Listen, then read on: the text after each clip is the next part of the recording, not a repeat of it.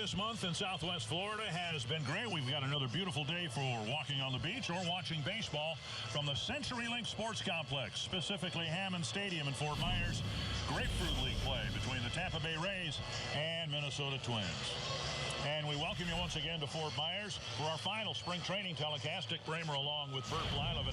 The Twins, incredibly, still have 39 players in camp. They got to get down to 25 by Friday. Yeah, hey, as of early this morning, they had 41. They made a couple hits today, but still 14 guys by my California math to be, kind of axed out. So, there's some good and there's bad in this time of the season in spring training. Of course, the bad is guys having to go down to AAA or wherever, and the good is guys that maybe didn't expect to make the ball club, make the ball club. So we'll have to wait and see who those 14 are. Buddy Boshiers and Tommy Field got the bad news today, and the Twins, of course, have a lot of cutting to do before they leave for Minnesota on Friday. We do know that three young outfielders, three of the best young outfielders in the American League, are on the 40-man roster, and they're projected to be in the outfield for the Twins for years to come. Well, it'll be Eddie Rosario in left field, of course, Byron Buxton in center, and Max Kepler in right. And these guys right here, they got their feet wet last year. They got some major league at-bats. Rosario having an outstanding spring training.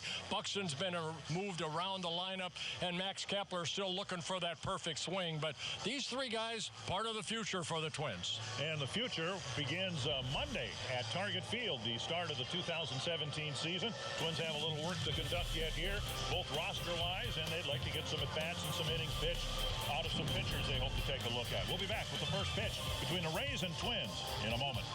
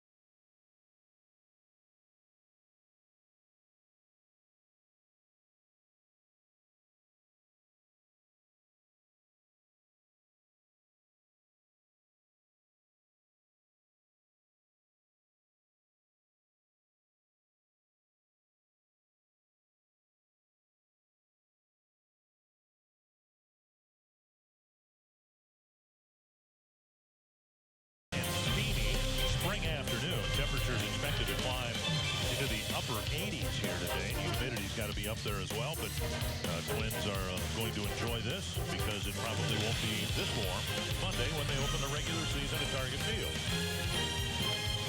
Here's the Menard batting order for the Tampa Bay Rays. Malik Smith will lead things off. Kevin Kiermaier, then Derek Norris, Brad Miller, Logan Morrison. Ricky Weeks just told today that he has made the 25-man roster. Daniel Robertson, Shane Peterson, and Kevin Padlo. And it'll be starter Nick Tepesch on the mound here this afternoon. Someone that Paul Molitor and I think Neil Allen hoping to see if Tepesch can maybe be a long man. But defensively, of course, we talked about it in the open. Rosario, Buxton, Kepler in the outfield. Miguel Sano at short. Polanco, Dozier, Mauer round out the infield. And John Ryan Murphy behind the plate catching Nick Tepesch. Tepesch, a former teammate of Kyle Gibson's at the University of Missouri, born and raised in the Kansas City area.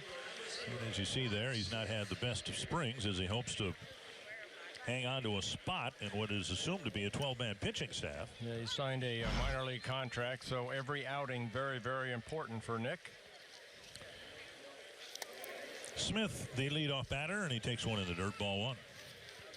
Tepish with some major league experience, parts of a couple of years, principally as a starter with the Texas Rangers, made a start for the Dodgers last year. Yeah, he was with 4 different organizations last year after being let go by the Rangers. Really good minor league numbers throughout his career, but he hasn't been able to bring that success with him to the big leagues. There's a pop fly to right field, and Kepler trots in a couple of steps. One away. Regarding the cuts, and again, the Twins made a couple of them today. They expect to make the bulk of their cuts tomorrow. And health is a part of the issue for the Twins as they hope to get down to 25 men. They need to find out whether Robbie Grossman is going to be ready to go. He's going to play a few innings on the minor league side today and hopes to play in the major league game tomorrow over at JetBlue. They want to get him about 5 or 6 at-bats over in the minor league area today.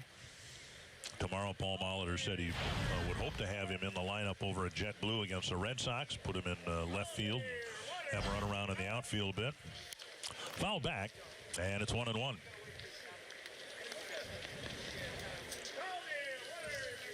Twins have a good center fielder in Byron Buxton, and the Tampa Bay Rays have a good center fielder in this young man right here.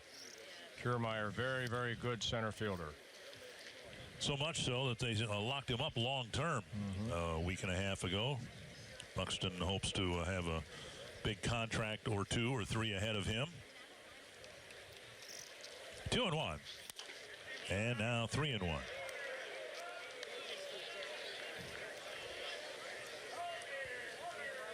You saw Tepish's numbers. One of the issues has been his inability to throw strikes, a high number of walks. Fouled back, and Tepish left a pitch up, and Kiermaier fouled it straight back. Yeah, fastball clocked at 91. Tepish, 28 years old. They list him at 6'4", about 240.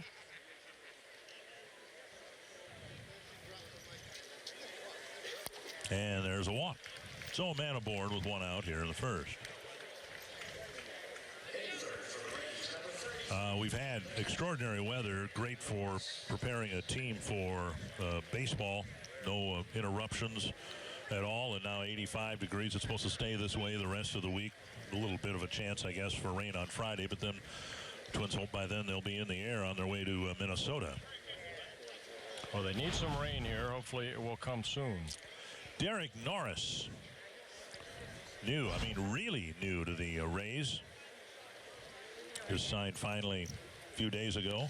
There's a drive to center field, and Buxton is backing over his left shoulder, makes the catch out, number 2. Then the Rays made some news today, acquiring veteran outfielder Peter Borges for a player to be named later or cash from the White Sox. 2 down, a man at first, and here's Brad Miller. Well, one thing the Rays are trying to do under third-year manager Kevin Cash, and that's have a better season just like the Twins. Last year, 68-95 were the Rays. But an organization that has lost a lot of great players because, to tell you the truth, unless they sign somebody young like Kiermaier, they'll lose him, or even a Evan Longoria signing him to a long-term contract early on in his career.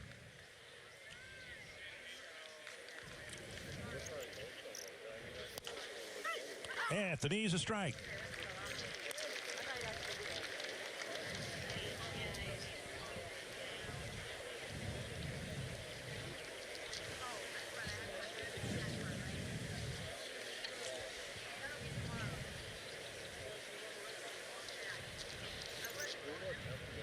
And a look getting Kiermaier back to first base. Yeah, Kiermaier can steal some bases. A couple stolen bases already this spring. Good, healthy lead at first base.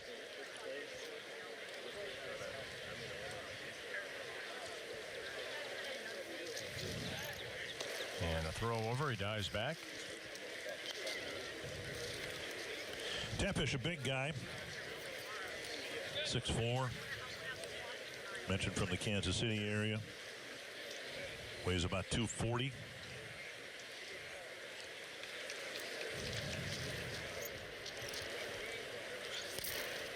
Down and in a ball. 1-1. Well, speed pitch right there at 85 miles an hour.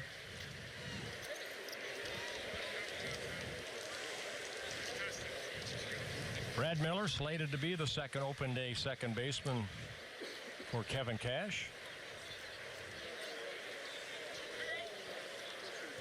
Logan Forsythe, who was with the Rays and did a great job at second base for the Rays, traded to the Dodgers. Lifted down the left field line. It'll spin back over by the Twins bullpen.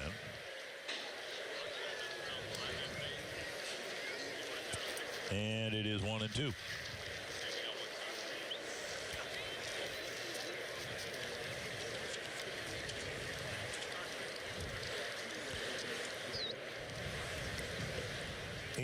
Pitchers still in camp. 2 of them non-roster. One of those non-roster pitchers is the guy on the mound, Nick Tepish.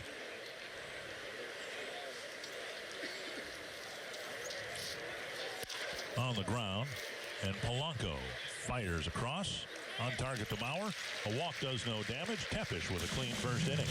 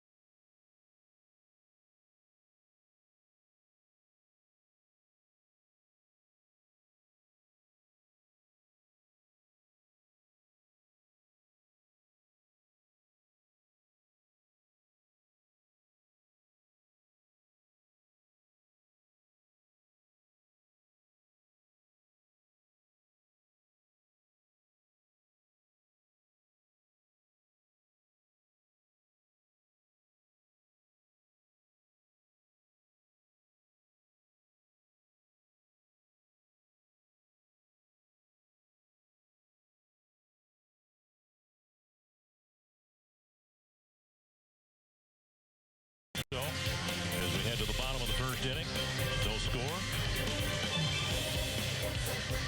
And the Twins hoping to have a good final few days here in Grapefruit League play. The Menards batting order today. Ryan Dozier in the leadoff spot. Max Kepler hitting second. More and more we've seen Byron Buxton hitting third. And more we've seen Joe Mauer hit cleanup. Then Sano, Rosario Park, Polanco, and Murphy. And the Rays out in the field. Brought to you by Ford.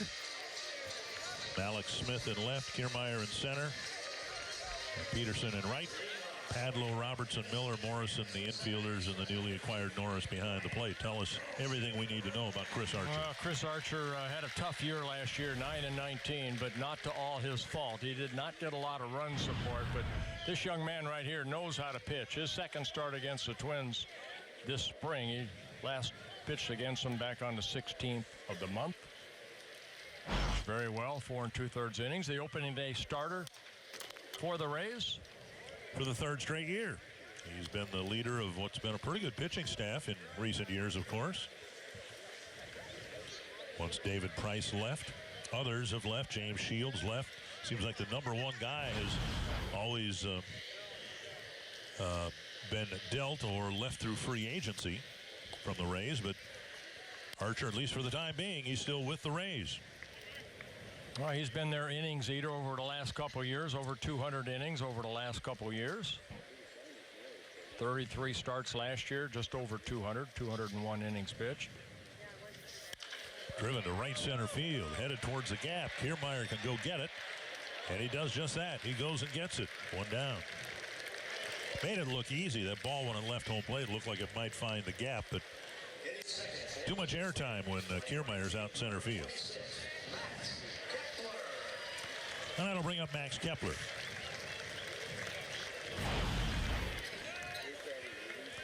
Kepler, as you see, has not had the best of springs.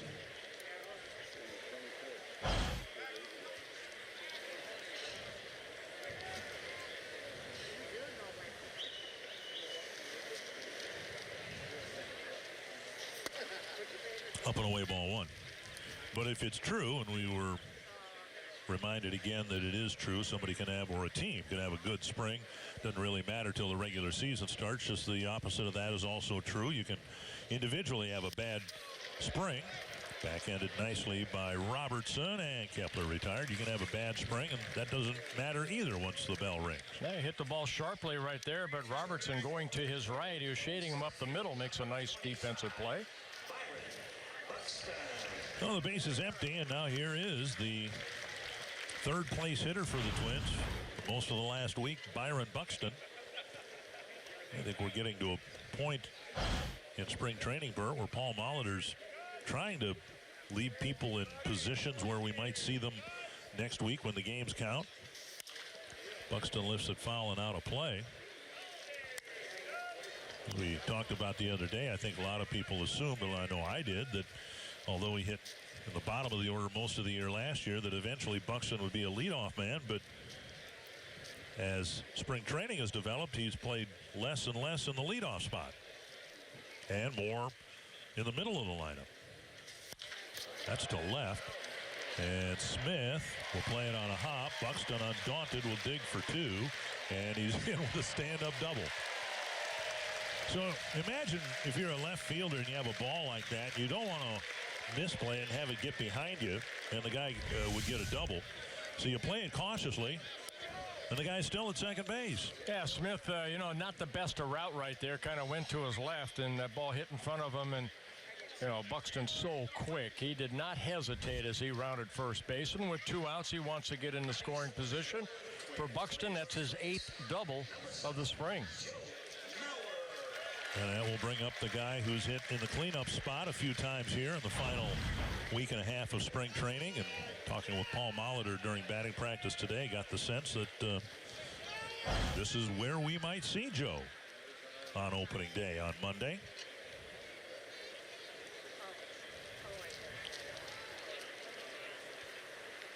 As baseball has changed, and so much of it has changed in recent years with the infusion of analytics and other things, the typical roles or typical job descriptions of different hitters at different spots in the lineup, that's all kind of been blurred too.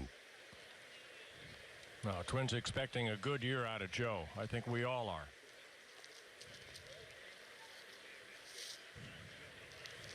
Buxton with a good lead-off second, half swing by Mauer, and it's 0-2. Yeah, good hard breaking ball there. Archer all about control of that fastball. They'll mix in the breaking ball. Very good changeup. Very, very consistent. Last year, 233 strikeouts for Archer, second in the American League.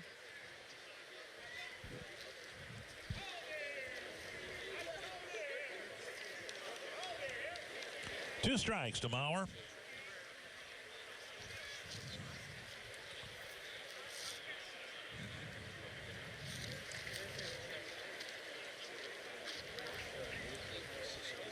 And Archer behind the mound goes for a stroll. He wants to talk to his shortstop. And the subject of conversation, I would imagine, is the guy standing at second base, Buxton.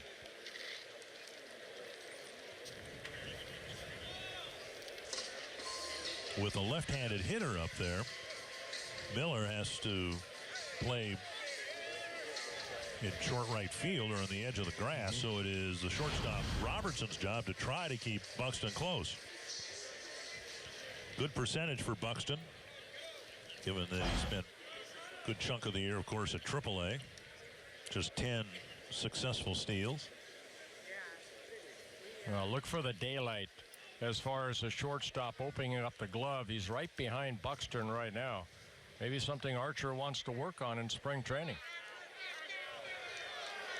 A little cat and mouse here with... Yeah, and the thing is, there's 2 outs here. 0-2 on Mauer. Buxton's going to score on a base hit no matter where it's hit.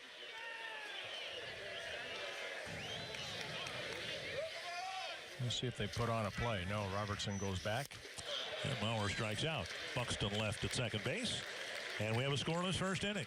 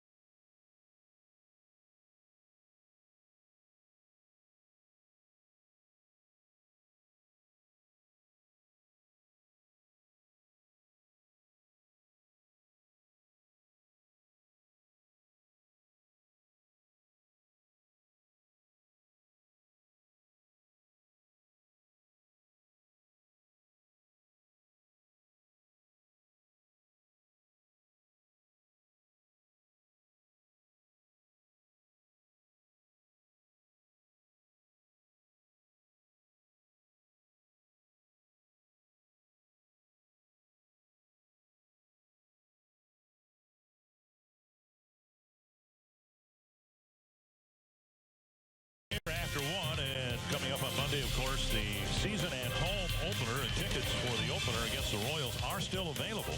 The best seats going fast. The first 30,000 fans receive a Twins long sleeve hooded tee, courtesy of your local Northland Ford dealers. Help us kick off the 17th season. Get your tickets today at twinsbaseball.com. Flash tickets are on your mobile device. Here's the ball chopped to the left side and through for a base hit. Logan Morrison sending one just to the right of Miguel Sano for a leadoff single. A good at bat right there by Morrison. You know, with the shifts that they put on, looked like Morrison got a breaking ball and just didn't try to pull it, just went with it out of the reach of Sano. So he's on first base with nobody out. First hit for the Rays. And now veteran Ricky Weeks, he's had a good spring training, and he was told today that he is on this Rays team now after signing a non-roster contract. The designated hitter today. Down and away, ball one.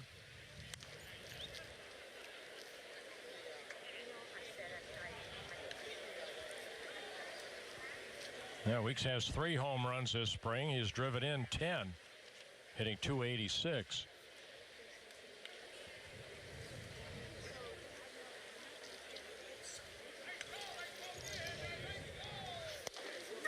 And Tepish zips a fastball over the inside corner.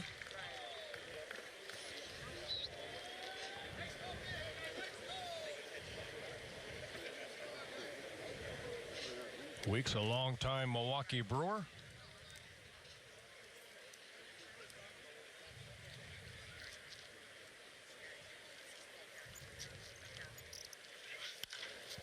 To Mauer, who tags the runner. Double play.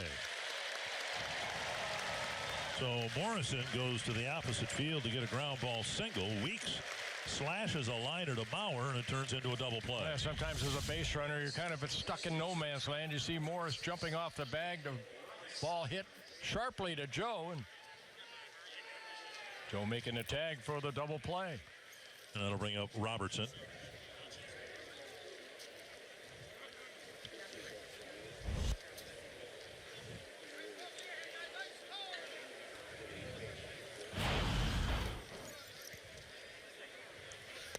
And over the inside corner.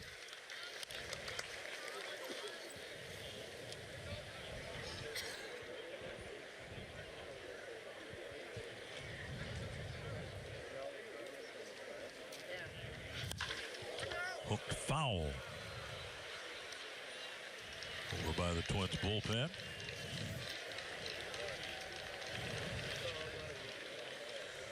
Rays will come to the Twins to play at Target Field at the end of May, a weekend series.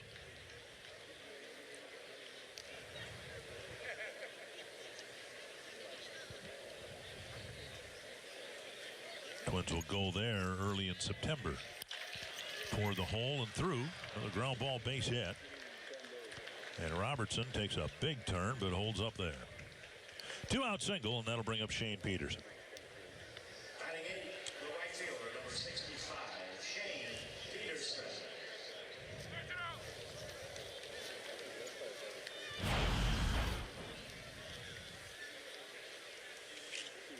Peterson having a decent spring training.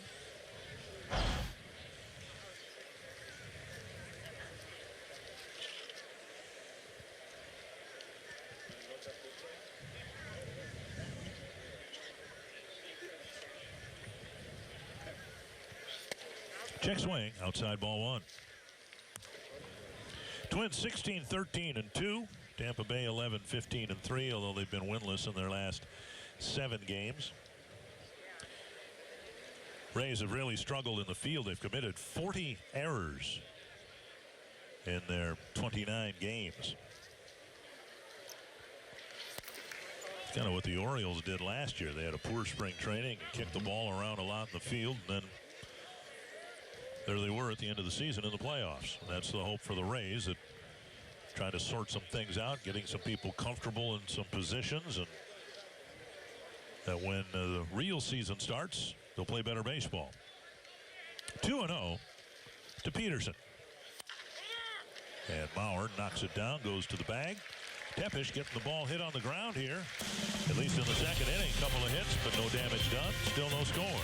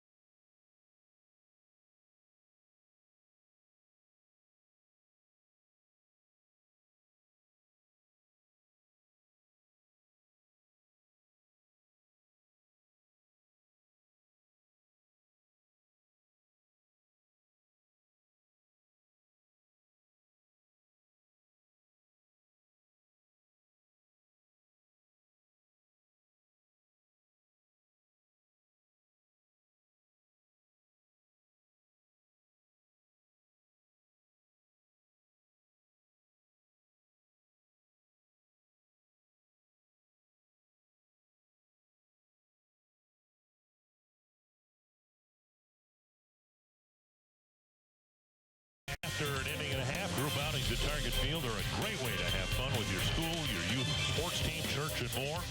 Groups of 25 or more qualify for special ticket discounts and can reserve traditional stadium seats without a deposit. Organize your group outing at Target Field today. Log on to twinsbaseball.com/groups or call 800-33-TWINS and ask about a Twins Target Field group outing. Dick Bramer, Bert Blyleven here in Fort Myers, joined by the new Twins catcher, Jason Castro, not in the starting lineup today. And Jason, first of all, thanks for being with us. What has been the biggest challenge for you switching organizations after all those years in Houston's organization and trying to get to learn a new pitching staff here? Yeah, it's been a great transition so far. You know, coming from Houston, being the only organization I've was with my entire career. Didn't really know what to expect, but the staff, players, everybody here has been great and has made that transition pretty smooth for me. Jason, have you had an opportunity to almost catch everybody in that rotation yet? Yeah, at some point I've caught everyone, at least in the bullpen. I think the only guy I haven't caught is Ryan Presley. So I think in the last few days here we're going to try to get that done and after that, I think that's about it. I don't think a lot of fans know the kind of the preparation that you have to have as a catcher with that starter, and then also get to know the bullpen guys. But the preparation you have to sit down with that starter to go over the opposing lineup. Yeah, there's a lot that goes into it.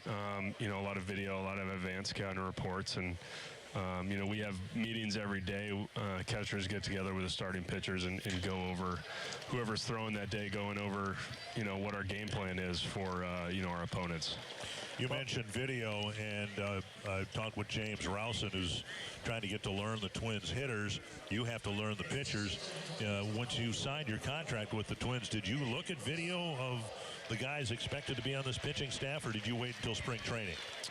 Yeah, so when I was out in Minneapolis and signed, you know, I met with Sean, video coordinator, and he was able to give me some video to watch before I came into camp. So that way I kind of, you know, at least had a little bit more of a familiarity with some of the guys that are, you know, in the starting rotation, and that way I wasn't kind of starting from scratch, and I could kind of do some of my own reporting before I even got here.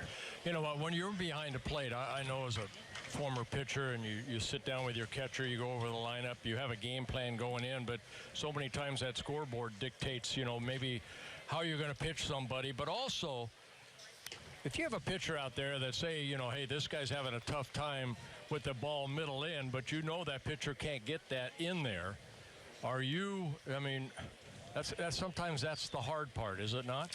Yeah, that's definitely part of kind of matching your advanced reports with what your staff is capable of doing. I mean, sometimes a pitcher's strength happens to match up with maybe a hitter's strength, and how do we weigh that, and, you know, when do we attack that? In certain situations in the game, you might go right after it, or you might want to play it a little more safe. So there's a lot of kind of a balancing act that happens with some of those things. It's almost a cat and mouse game at times, is it not? Definitely, yeah. There's a lot that goes into it. Some of the, you know, gaming aspect of it, you know, comes into play. Jason, you come to the Twins, and I think Twins fans have heard a lot about your pitch framing ability. Explain to the fans exactly what it is that you do that can induce close pitches to be called strikes rather than balls. It's kind of more of an approach and a mindset of you know, what I'm trying to do to catch the ball. You know, I'm trying to position my body to give the umpire the best look at the pitch, and then really just trying to catch the ball out in front and counteract some of the movement that these pitchers get. I mean, these guys throw so hard with late breaking action, and you know, if you're not doing things to counter that action, it's going to take your glove out of the zone. So just trying to do little things to position yourself to receive the pitch, to keep it in the strike zone when it's there. You know, there used to be American League umpires, there used to be National League umpires. Now you have all the umpires under one hat. Is it not difficult over the first couple innings to know what that guy behind you will give you and not give you? Yeah, I mean, some umpires, you know, see pitches differently than others. Obviously, everybody's human. So, you know, having had most of the umpires in the league, obviously there's some younger guys that are coming up, you know, that I look forward to working with. But you have a little bit of experience just working with umpires in the past, and you know, certain umpires, you know, see different pitches certain ways. So that's part of it as well, just knowing what that umpire that night, you know, might be more likely to give you. Let me ask you one more question about that. Now, as a former pitcher, sometimes you feel like, you know, that's a strike right there. As a catcher, and say you think it is too, rather than, you know, trying to say, oh yeah, that was a strike, but it really wasn't. But you got to be honest with me. If that's a strike, you have to talk that at umpire, not me as a pitcher. You have to protect the pitcher. Yeah, that's about right. That's about building that relationship with the umpire and getting to the point where, you know, you can talk to him and let him know that, you know, he may have missed one there, and you know, you can help your pitcher in those ways as well. Jason, thanks for the time. Thanks, Jason. All right, thank you. Twins go down 1-2-3 in the second.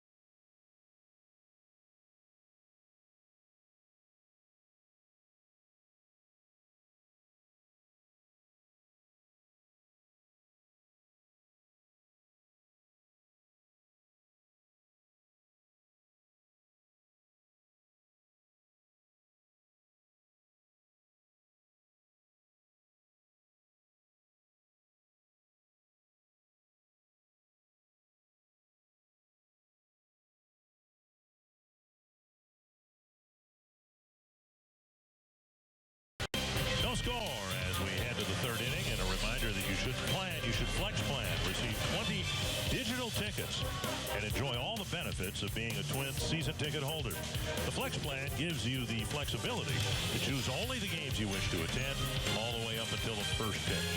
Learn more at twinsbaseball.com/flex. I think they were going to ask the TV broadcasters to do that flex for the promo, but Brian was first in line, and so to the third inning, Kevin Padlo will lead things off, and Nick Tepesch starts him with a strike. Padlo, Smith, and Kiermaier in the third. Swing and a miss, 0-2. Couple good sliders right there by Tepesch.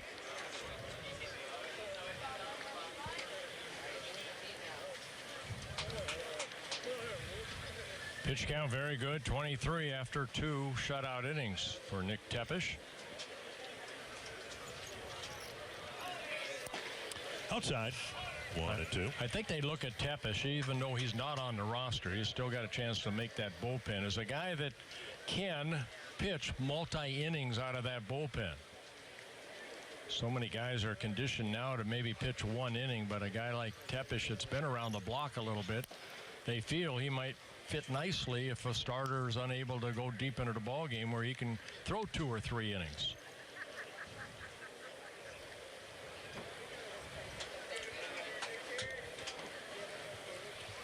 Two and 2 to Padlo. And ball third strike. Tepesch picks up his first strikeout. And first time through the order, a walk, a couple of ground ball singles, a good outing for Tepesch. And now the second time through the order begins with Malik Smith.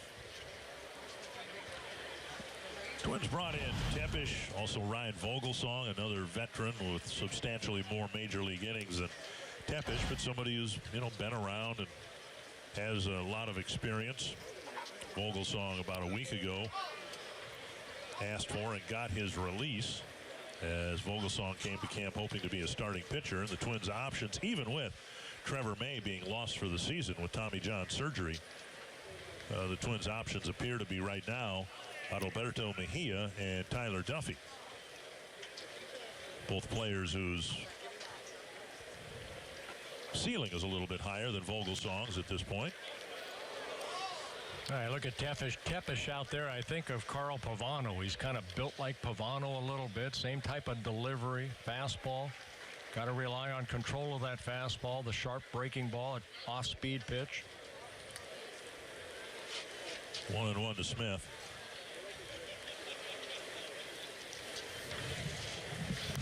And fouled back.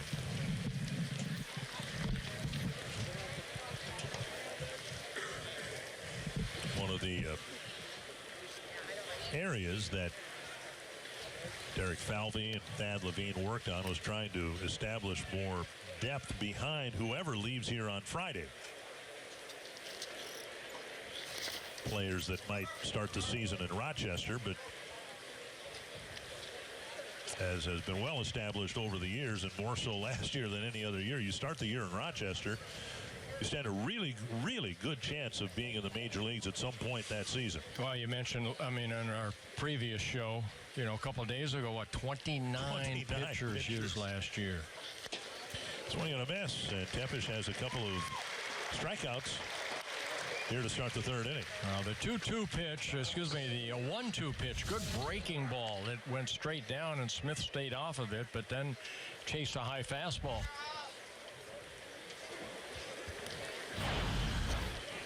Here is Kiermaier, drew a walk his first time up.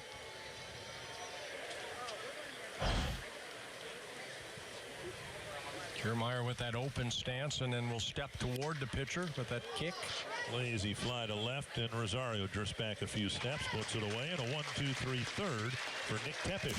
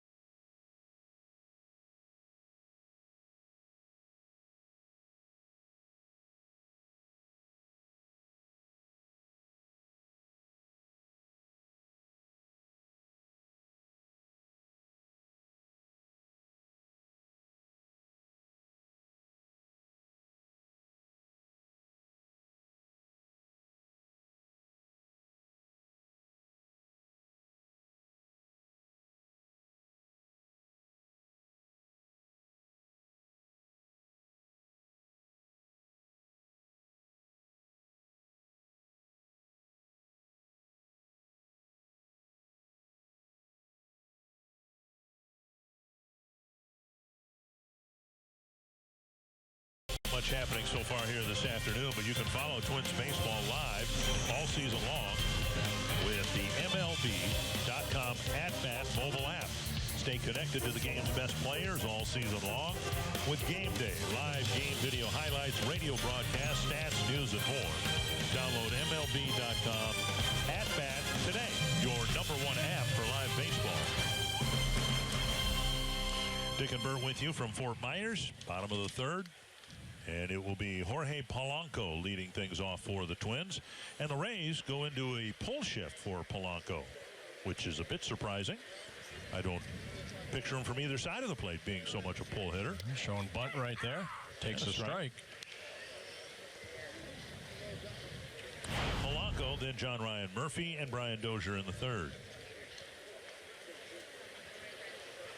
Oh, if you're already seeing a good fastball from Chris Archer, 94 to 96 miles an hour, straight over the top, 6'2", about 195. Really utilizes that pitching rubber to explode toward home plate. Fouled off a leg, 2 strikes. You know, in WBC, we were in Japan. A lot of the Japanese pitchers will give you the little hesitation when they come to that position of the balance point, and Archer does that from time to time. Only 2 guys over the last couple of years have had more strikeouts than Chris Archer, Max Scherzer and Chris Sale.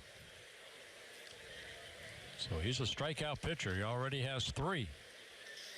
Foul back.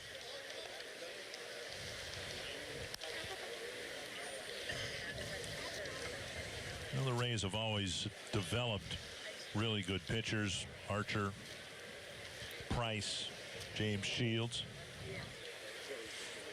Well, Twins pitching coach Neil Allen knows all about the staff and the youngsters in the Ray organization. He was a big part of their development. Dribbler Fowl as their AAA pitching coach. Yeah, kind of the same way Frank Viola, we mentioned him the other day, changing his number. Same thing Frank has done in Las Vegas with the New York Met AAA pitchers. I see Frank one day being a major league pitching coach. Yeah, he came close to getting the job with the Twins. Some other opportunities haven't quite clicked for Frank yet. 0-2. And now up 1-2.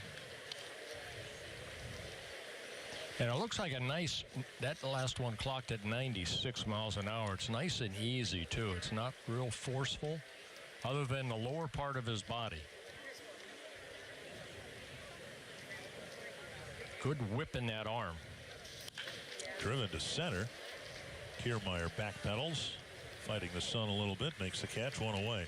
You know, that's an important thing, isn't it? I mean, you can throw whatever, 92, 93, but if it's max effort every time you get there to that level, you know, no wonder stuff decreases or velocity decreases, because no one can sustain that for 6, 7, or 8 innings. But if it looks like you're not maxing out on every pitch, then that should allow you, I would think, to last longer in a game. Well, some guys are just blessed with a quick arm, and I think Archer, one of those youngsters that has a very quick arm. Inside ball 1. John Ryan Murphy doing the catching today. There's 96. And he didn't hear Archer grunt, and it didn't look like he was working real hard to get it to home plate.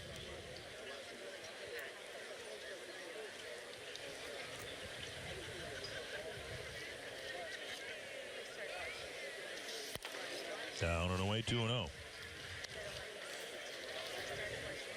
Yeah, it's hard to win ball games. Archer, again, we mentioned at the top of the show, a 19-game loser last year. He was 9-19, but not a bad earned run average at 4.02. He just couldn't win at home. Now 3-0 to the number 9 batter. At Tropicana Field, he was 3-10 at home, but an ERA of 2.65. He had absolutely no run support. And as you mentioned, he's going to be opening day starter for the Rays again for the 3rd straight year. High and tight, and Murphy takes a 4-pitch walk. Second base runner for the Twins. Earlier today, Buxton dropped a 2-out double. into left field. Murphy aboard, and now Brian Dozier. I'll be curious once the season starts. And as I can't even get this thought out, the Rays will go into a pull shift for Dozier. But here in March, we've seen him hit as many balls to right field as to left field. And he takes a belt-high strike. I'll be curious as Brian presumably will continue to hit the ball to the right side, pick up hits that way. Unless I suppose he hits them on the ground, there's no reason for the infielders to not play him in a pull shift. His hits to right field have come through the air, line drives and the like. 2 strikes. Now with 2 strikes, the second baseman Miller swings back over to the first base side of second base. I think we saw last year Brian likes that fastball up. He can turn on it. Not too many guys can do what Brian does on that high fastball. But now Archer ahead in the count. See where he goes right here. Catcher sitting away. Breaking ball got him. And Brian knew it. 2 down. So Archer picks up his 4th strikeout.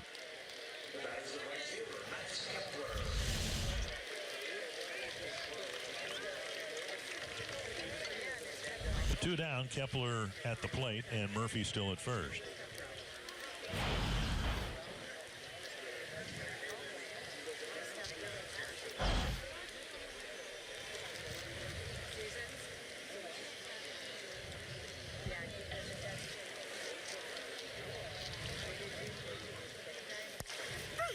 Kepler takes a strike on the outside corner. Like a changeup right there. 87 miles an hour.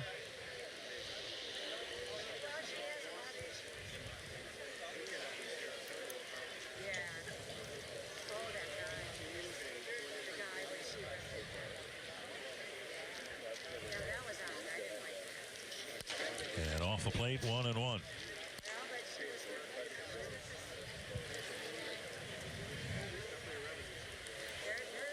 Archer last year, 201 innings pitched, 233 strikeouts, just 67 walks. So about 4 strikeouts to every walk. He's done that so far here this afternoon. 4 strikeouts, 1 walk. On 1 hop to the first baseman, Morrison, and that takes care of the Twins in the 3rd. No score as we go to the 4th.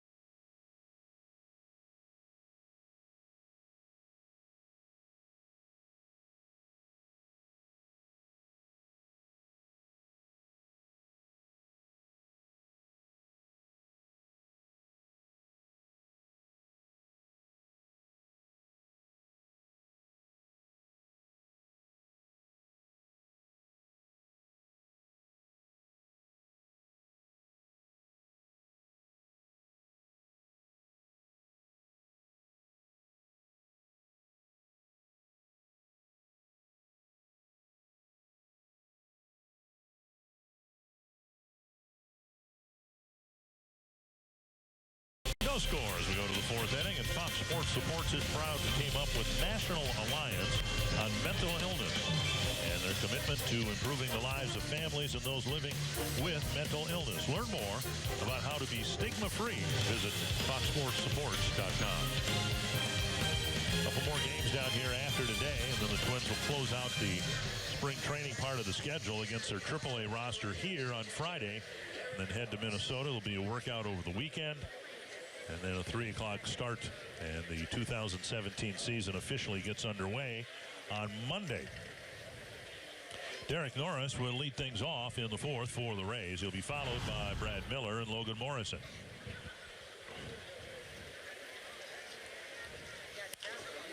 Popped up wide of first. Mauer over for a look, and it's 3 rows back.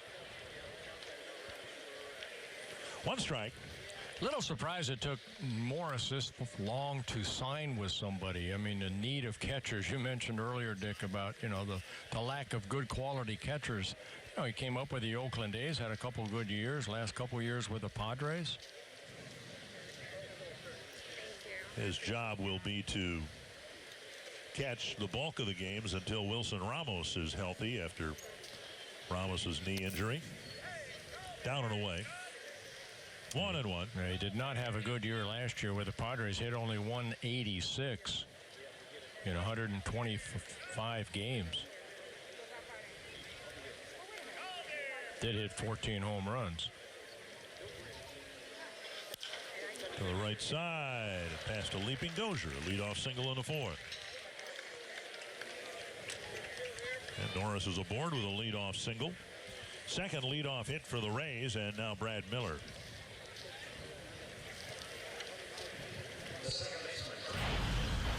You look at the lineup that's out there right now, and Murphy might make the team as a backup catcher, but our second inning guest, Jason Castro, is expected to do most of the catching for the Twins.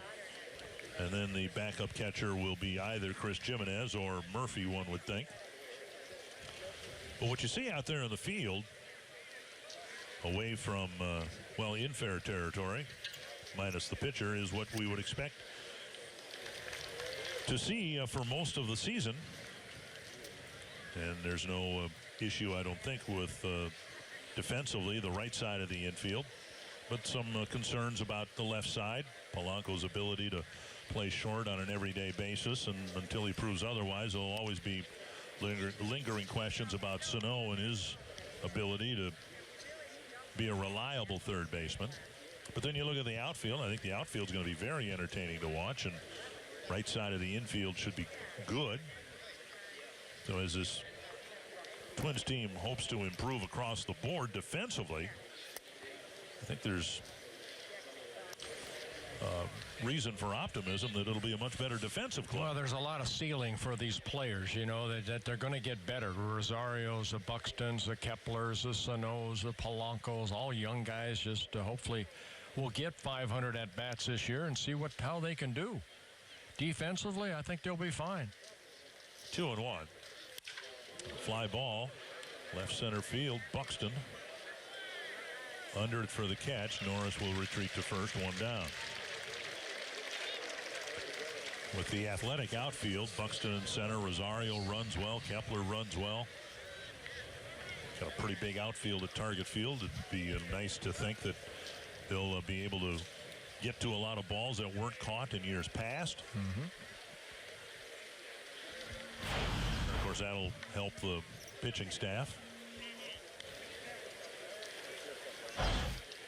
Here is Morrison. Ground ball singled his first time up. Twins were in a pull shift, and he chopped it between Sano and the line for a single.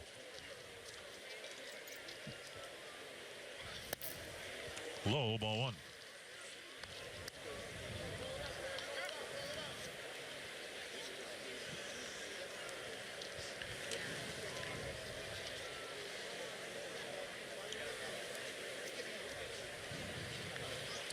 Rays with 3 singles, the Twins with 1 double. Now an off-speed pitch and a swing and a miss. Yeah, Rays are looking for some power in their lineup. Morrison, one of those guys that can supply some pop. 14 home runs last year in 107 games.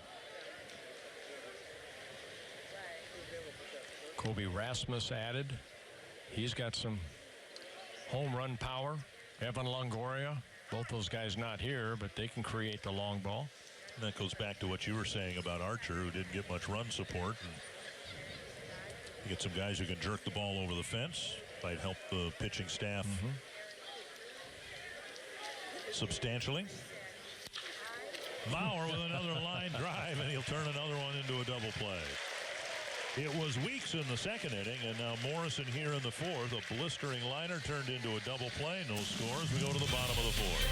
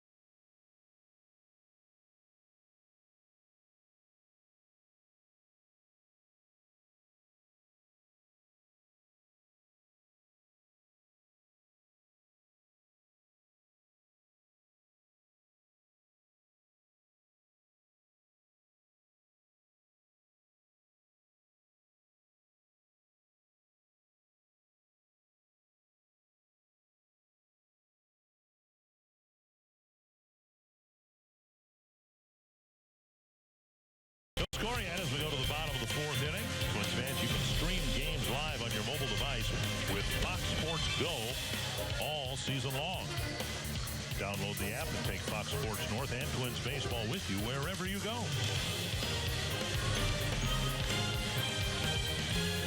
Twins have struggled to score runs over the past week.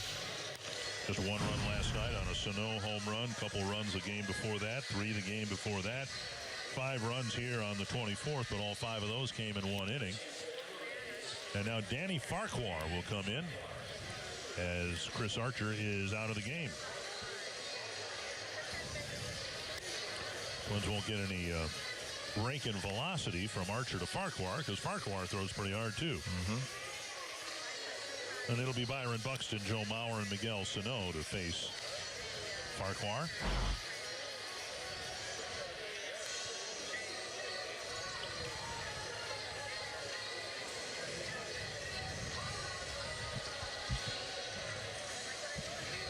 And Norris going over the signs with Farquhar.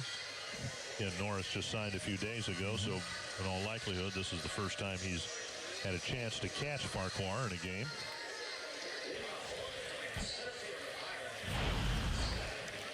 Buxton with a drive to left field. It dropped in front of the left fielder, Malik Smith, and Buxton cruised into second with a stand-up double.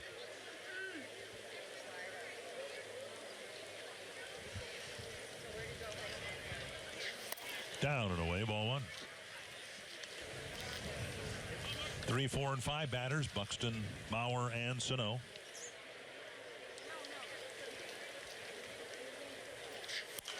And he tried to push the bunt between the mound and first base, it appeared. They're pull shifting Buxton, so if you can put the ball on the ground in this instance and force Morrison to play it, if you can just get it by the pitcher, you've got a base hit. He can almost walk to first. So as Buxton sees shifts like this, the temptation to bunt's going to be even stronger. Swing and a miss. 1 and 2. And again, I asked him the other day. He said he's tried to bunt for hits 6 times this spring, and he's gotten 2 hits.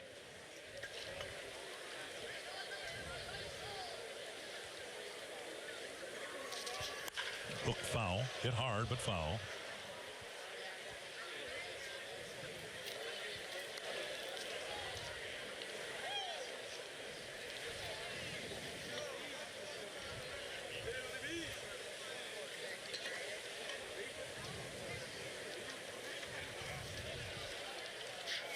And a swing and a miss. Buxton strikes out, 1 away.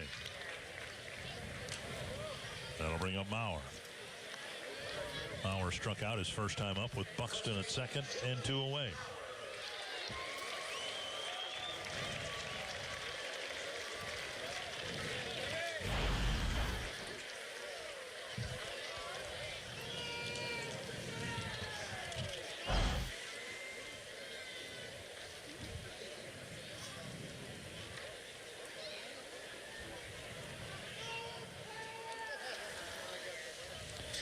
Joe doesn't fit the standard qualifications for a cleanup batter.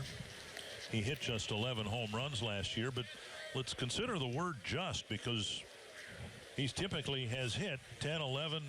I mean, his second highest home run total is 13 in his big league career. He had the 1 year where he hit 28 home runs in 5 months. But outside of that year, he's not known for his power. Yeah, I think when Joe has a good year, it's more the extra base hits, the line drives into gaps. Driven to center. Kiermaier with a long run. Can't get there.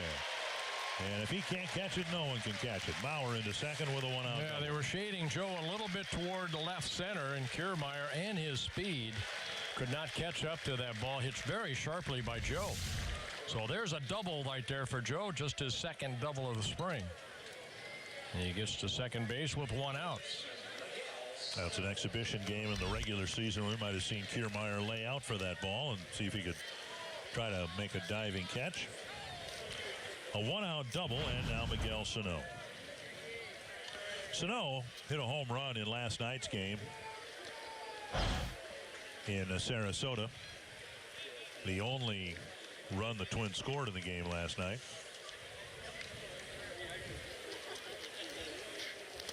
Down and away, ball 1.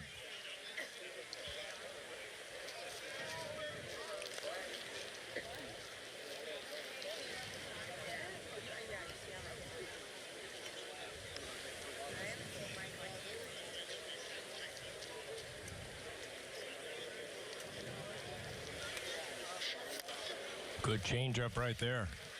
And a swing and a miss. Marquardt last year split the season between AAA and the big leagues. For the Rays, 35 relief appearances, 3.06 ERA. And Anthony's a strike. That fastball at 94 miles per hour. Strikeout pitcher last year, 46 home runs, 46 strikeouts and 35 and a third innings pitched. Taken low, 2-2.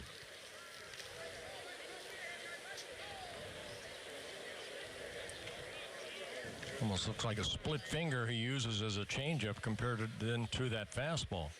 Fastball clocked in the low 90s.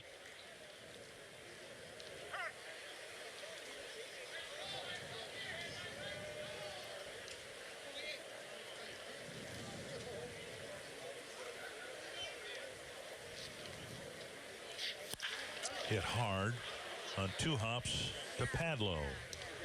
And Sano is retired. Second time that he's grounded out to the Rays third baseman. Bauer still at second, and that'll bring up Rosario. Not a base hit, but I think the Twins would be pleased just to see Sano make more contact.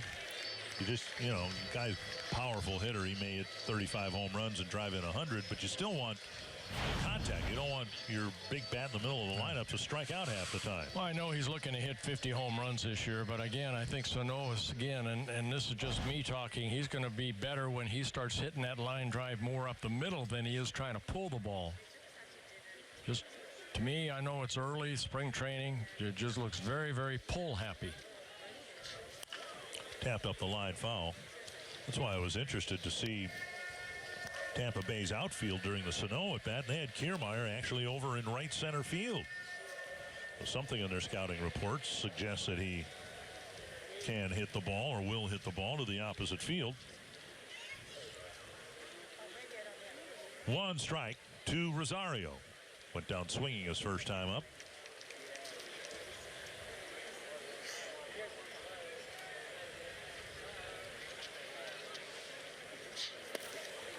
Down low.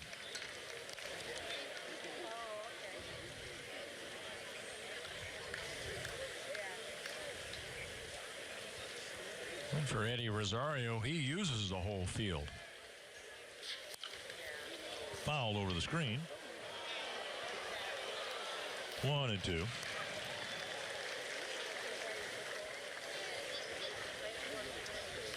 And the Rays defend him accordingly. Shortstop Robertson swung over a little bit, but the outfield playing him pretty much straight up. 1-2. Roller right side. Miller to Morrison, and the Twins strand another double. Couple of doubles for the Twins, 3 singles for the Rays. Neither team has scored a run.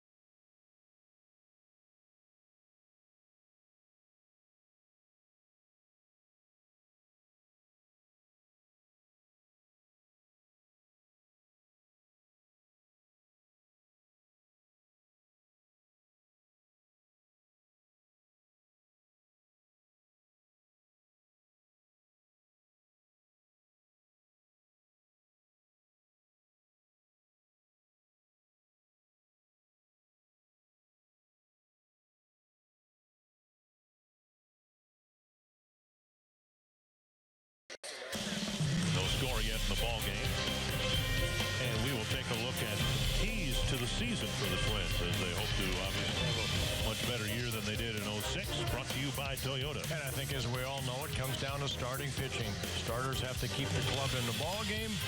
You know, how's Sano do at third base? Of course, last year here at this time, he was a right fielder. And we had the opportunity. We thank Jason Castro for being on with us in the second inning. He has a quick inning, too. Good for him. And us.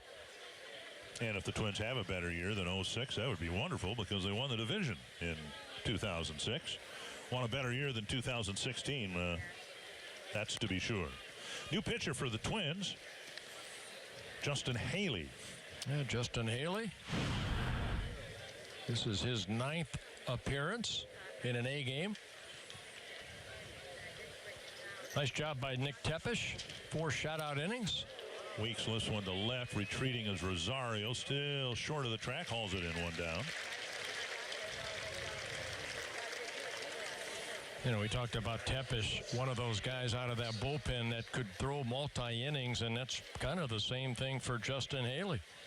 Always a starter in the minor leagues in the Boston Red Sox organization.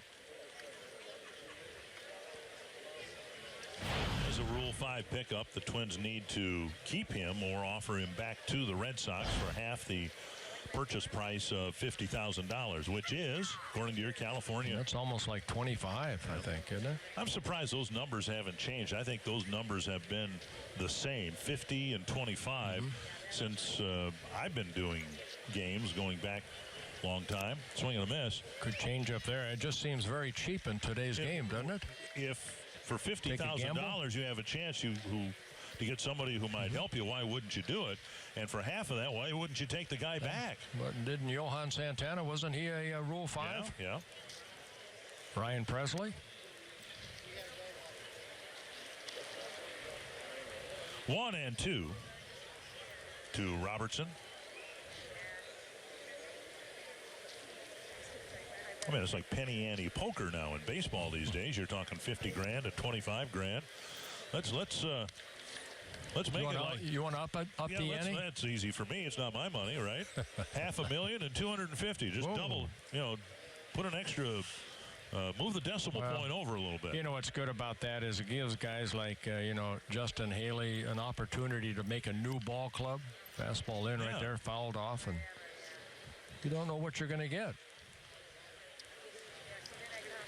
Some guys are locked into organizations because of the people in front of them. And basically, it moves up the clock for players who still have options left or aren't 6-year minor league free agents. They can be switched to a different team. And a base hit to center field. One down. Well, Robertson picking up his second single. And now Shane Peterson.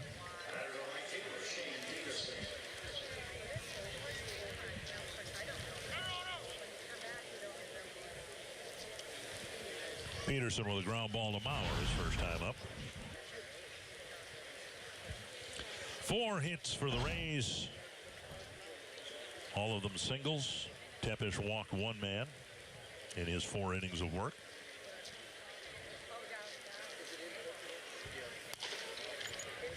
Pitches up, ball 1.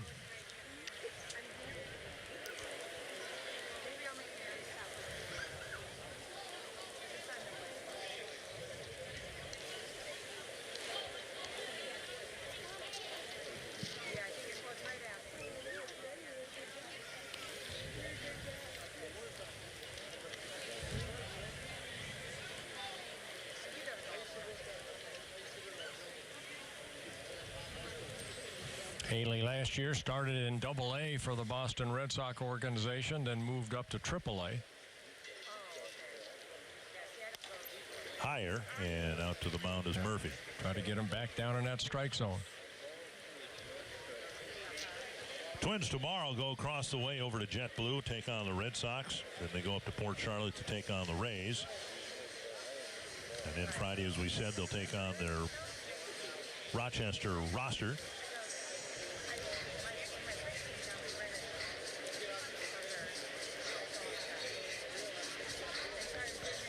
Twins right now scheduled to have a workout on Sunday.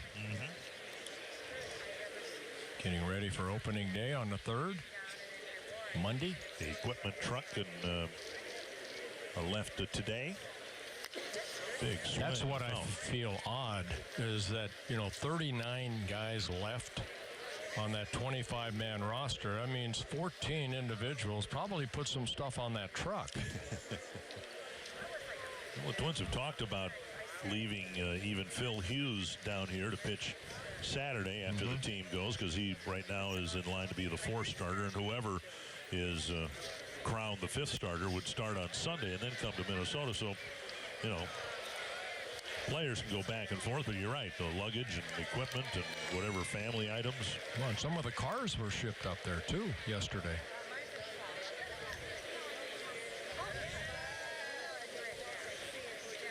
Two and two to Peterson. Haley trying to get a ground ball here and get a double play and get off the field.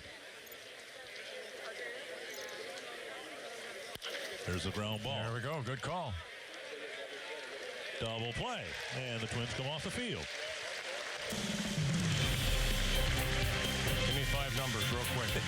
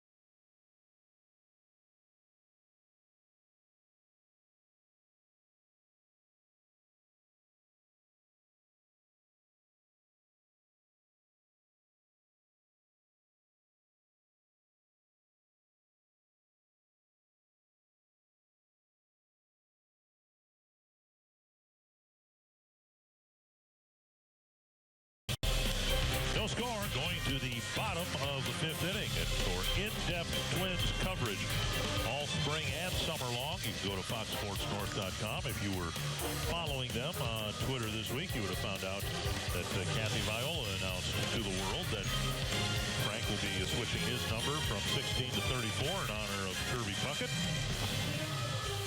Kirby will not be in attendance, obviously, but the rest of the team, minus Kirby and Joe Niekro, I guess, is passed. You won't be on for the reunion either, unfortunately, but I know it's something you're looking forward to catch up with your former teammates on the 87 team. Chase Whitley in the game now for the Rays to pitch to the Twins. Yeah, Whitley, a former starter for the Yankees back in 2014 and a little bit of 15, but last year with the Rays, mainly in the minor leagues, but made one start for the Rays in 5 ball games. Yeah, I'm looking forward to the reunion. 30 years, my goodness, how quick it has gone. And, you know, a lot of the guys are still involved in the Twins fantasy camp, so we get to see a lot of them, you know, during the winter. Young-Ho Park takes ball 1. Park has had a good spring training, and I talked with him through his translator, Teddy Yu, before the game today as they were wrapping up batting practice, and I asked Park what the difference was between this year and last year in spring training. Down and away, and it's 2-0. And Park said he just feels so much more relaxed knowing what it's like over here. He had not spent much time in the United States prior to his time in the camp with the Twins last spring. Swing and a miss, and he brought up something that, as I continued the conversation, asking about relaxing, and he brought up something I thought was interesting. He said it really helped him to relax when he was taken off the 40-man roster. That was part of the pressure that he felt had been building. And he said when that happened, and when every other team passed on him, the Rays could have picked Park up for the balance of the contractual obligation the Twins have with him. They chose not to do that. And so Park said that has helped him to relax. Now, when I followed up with Paul Molitor about what he's seen different, he talked about this last plate appearance. Park has laid off a lot of pitches that aren't strikes. A year ago, he would have swung at maybe 2 of the pitches that ended up walking him and sending him to first. Well, anytime you come over from South Korea, as Park did, I'm sure, there's that pressure of wanting to do what he did in South Korea, and that's hit a lot of home runs. And, the injury, of course, the surgery on that middle finger set him back. And everybody, everybody reacts to pressure different ways. You want to impress, and sometimes you put that added pressure on yourself right off from day one. But then you think about it, his English isn't real good, as mine is not. So, and all of a sudden, you're in a strange place. You got to find places to eat, all that stuff. It's got to be odd. Roller to the right side. They'll get the lead runner, and that's it. Park is forced. Now, that's something we should have thought of 23 years ago when we started working together.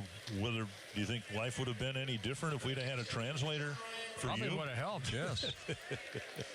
Polanco aboard with a fielder's choice. I just thought it was interesting. Here the player is talking more about the mental things. And the manager said, well, no, he's swinging at strikes now. That's why he's hitting the ball harder. He's swinging at strikes. Well, he has a physical part. South Korea is still good baseball. It's kind of just a little bit of a down baseball-wise from Japan. And Japan is, they love their baseball as South Korea. Well, I was in both those places, and the fans are outstanding. But those ballparks are like ballparks here. They're not little bandboxes. Right. So the 50-some home runs he hit, 105 home runs in 2 years before signing with the Twins. He's got power. Just relax and have fun. I think that's the biggest thing. I don't think he had fun last year.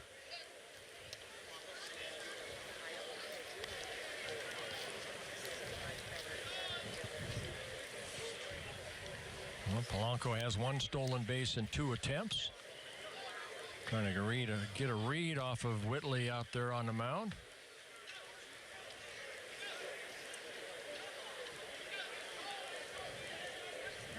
And there he goes. And Murphy trying to hit the ball behind him, pokes it foul. That may be a little hit and run right there. Ball just too far off the plate for Murphy to slap that ball into right field. Well, Blanco looked like he got a good jump.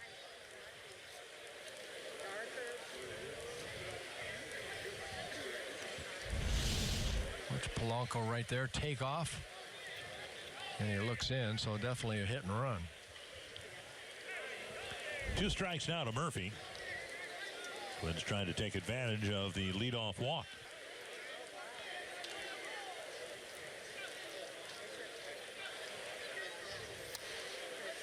Taken low. Change up right there at 84.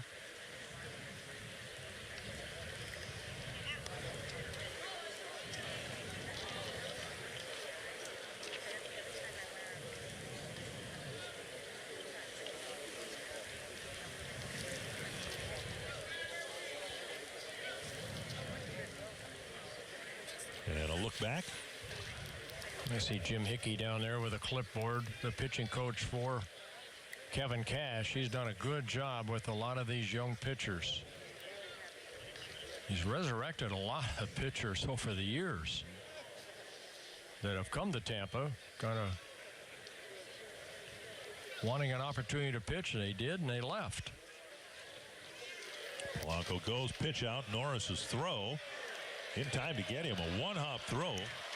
Fielded nicely by Miller, the second baseman. He scooped up the one-hop throw and put the tag down for the out. That's a perfect throw by Whitley, the pitcher, to the catcher, because if it's a pitch out, you want that ball away. Polanco, sliding feet first, is tagged out for the second out of the inning. And now 2-2 to John Ryan Murphy. So the first break from first base, an apparent hit and run, but a straight steal attempt is thrown out by Norris. And now full count to Murphy. Dozier on deck should Murphy extend the inning. You know, the Twins going into the final week of exhibition games here, and they're not swinging the bats real well, not scoring a lot of runs. Murphy chops it left side. Second hop fielded by Padlo. And the Twins get a leadoff walk, but send just 3 men to the plate.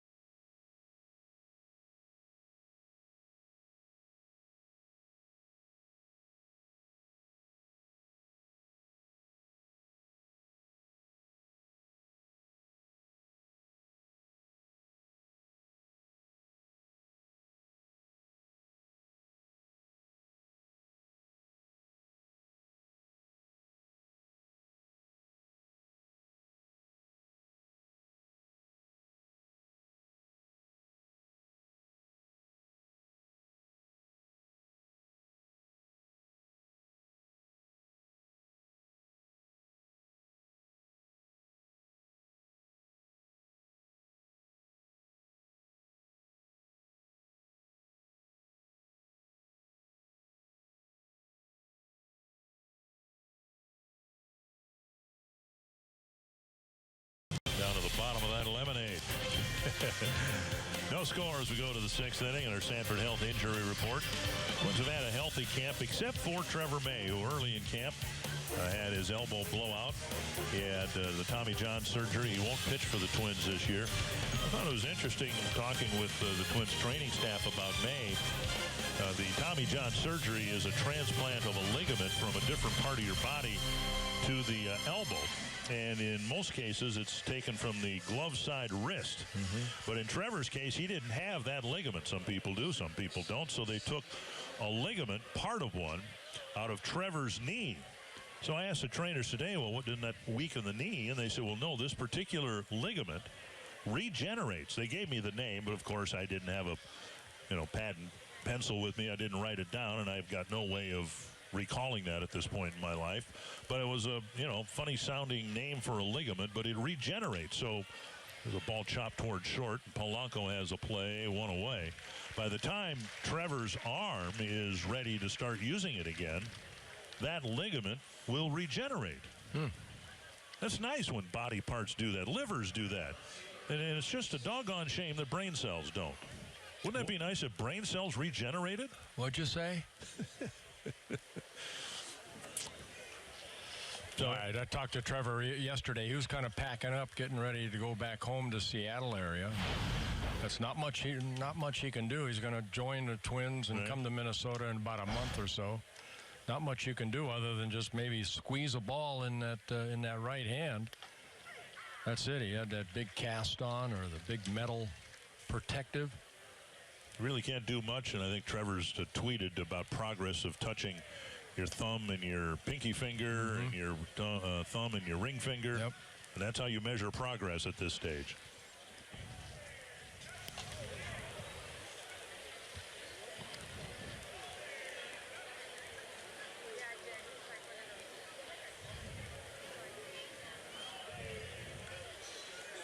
One and one with one gone here in the sixth inning.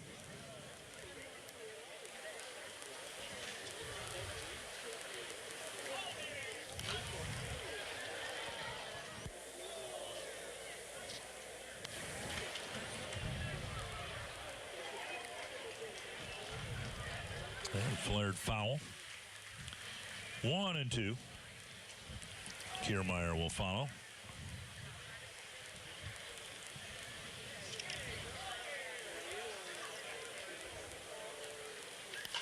And another one lifted foul. Where did Desmond Jennings go? Do you have any idea? I thought I saw he got released by somebody a week or so ago. I don't know, just looking at Smith's minor league numbers, this guy is a speedster.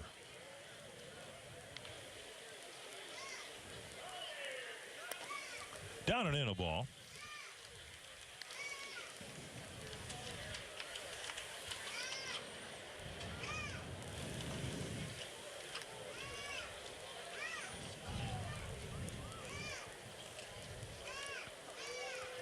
And out of left center field, and Buxton comes in, puts it away, out number 2. And that'll bring up Kiermaier.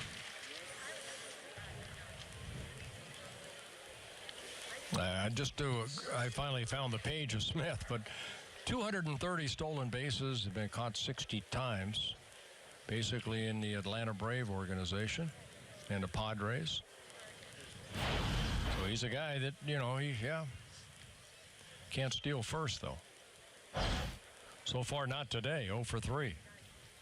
Kiermaier 0 for 1 with a walk, and he takes strike 1.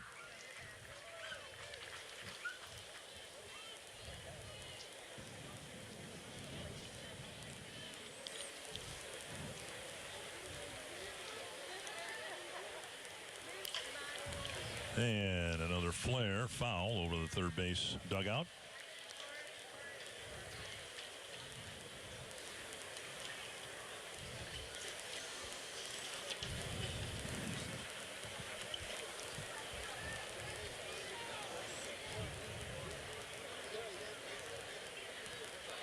Up and away.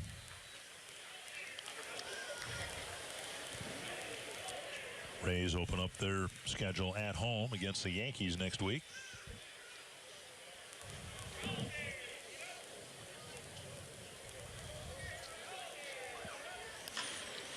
And another one fouled. Almost looked like it knuckled its way down the left field line.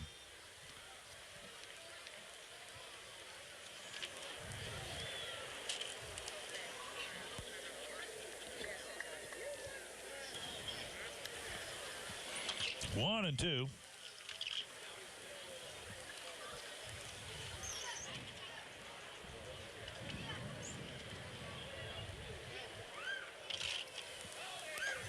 Ooh, there it is. There it is. Flipped the corner. Took a while for home plate umpire Tim Timmons to ring him up, but he did. And Haley has a good 6th inning.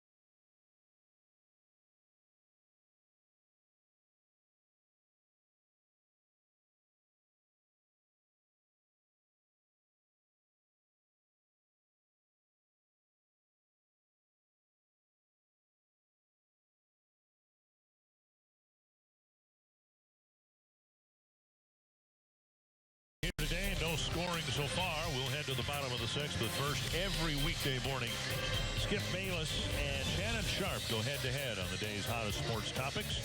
Undisputed with Skip and Shannon, weekdays from 8:30 a.m. to 11 a.m. Central, only on FS1. I would imagine that one of their topics today, the move of the Oakland Raiders to Las Vegas. Yeah.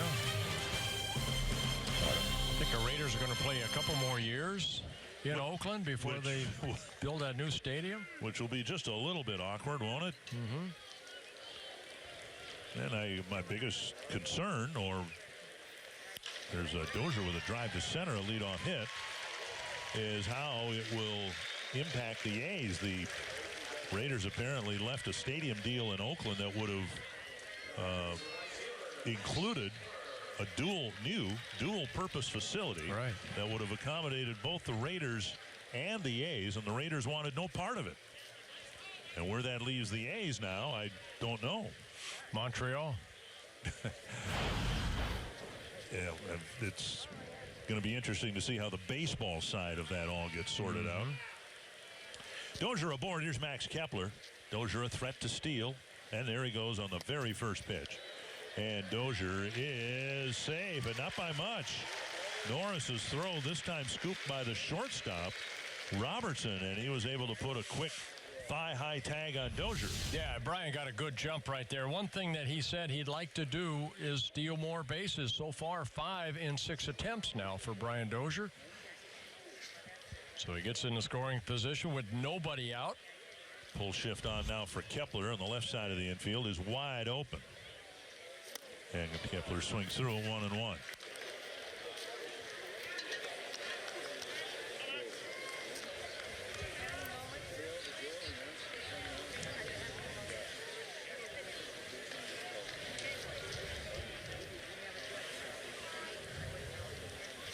Swing and miss again, another off-speed pitch. In shifting in a situation like this, though, I mean, Kepler can hit a ground ball just about anywhere other than right at the third baseman.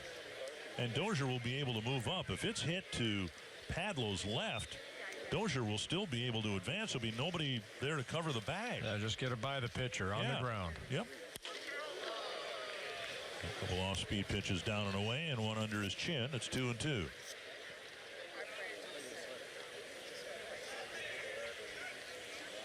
Well, Kepler knows what he needs to do here, and that's hopefully advance Brian over to third.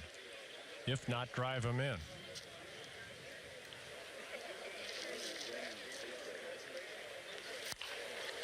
whibbed. Another breaking ball, and Kepler stayed alive. It looks like a good changeup right there at Kepler a couple times, way out front. Well, Whitley must have very good arm action on that changeup. Went through the Tommy John a couple years ago.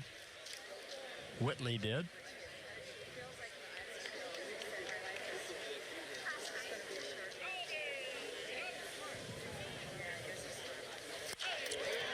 Loop down the right field line. And caught in the corner by Peterson. Dozier can advance easily. One away. Well, you're looking for positives. Kepler came in hitting just 150-something, and that's a good at-bat right there. Doing his job. And you're getting high fives and fist pumps all around in the dugout. So the stolen base and the fly ball to right gets Dozier over to third. And now the infield will come in for Buxton. 3 of them on the left side of the infield.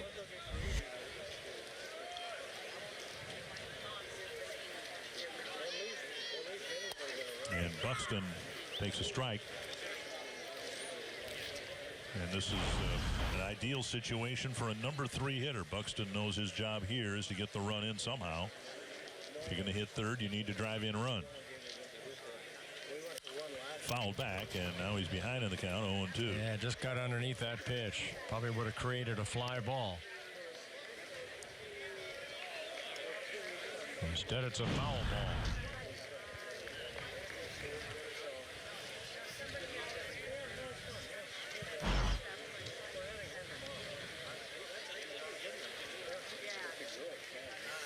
And he chases and strikes out on 3 pitches, 2 down. And that'll leave the rally, if you want to call it that, up to Mauer. Yeah, Whitley picking up his first strikeout. It came at the right time. Little 2-out hitting here by Joe Mauer. A double to right center his last time up. Came up in this situation, not exactly this situation. Buxton was at second and 2 down in the first, and Archer struck him out.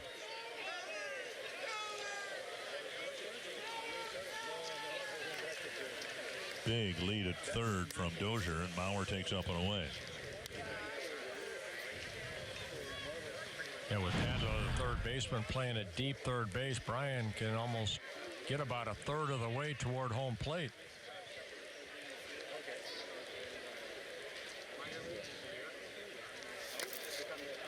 And in the dirt.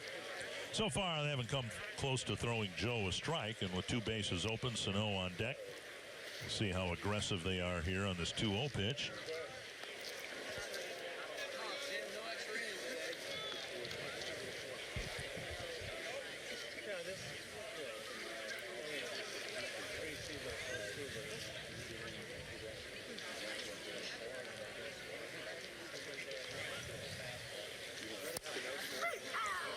Flips the corner, 2-1. I'm sure Joe's convinced.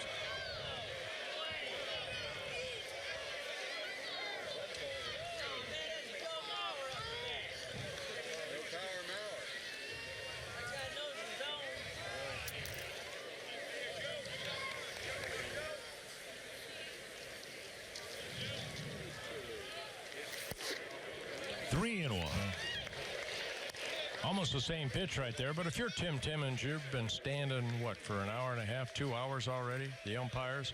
I thought Mike Trout made a good suggestion when he said that, you know what, umpires in spring training, yes, they need to see, you know, the balls and strikes and get ready for the season, major league umpires. Dribbler right side. Well, why not include some minor league umpires, especially at this part of the game?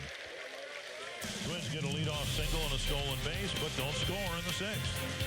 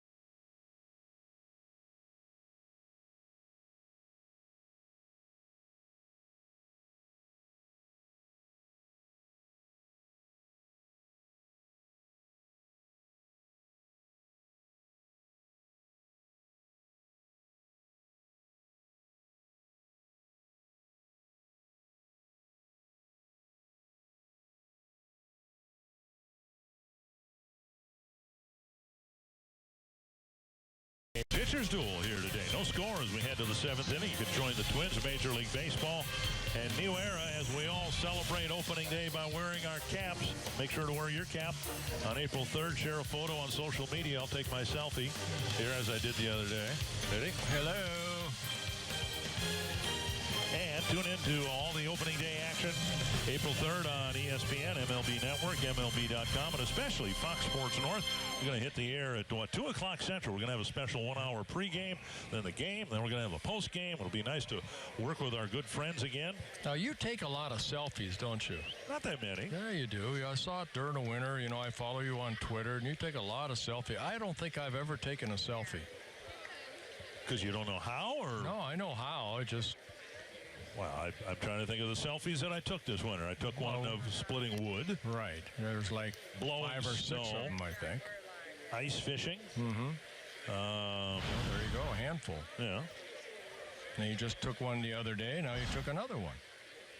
Oh, it's not a chronic problem. I don't take that many. Oh, yeah, you do. You Fly just ball don't right center field. Kepler's I think you over. should see somebody. How do you know I'm not seeing somebody? One down. Well, you need to go more then.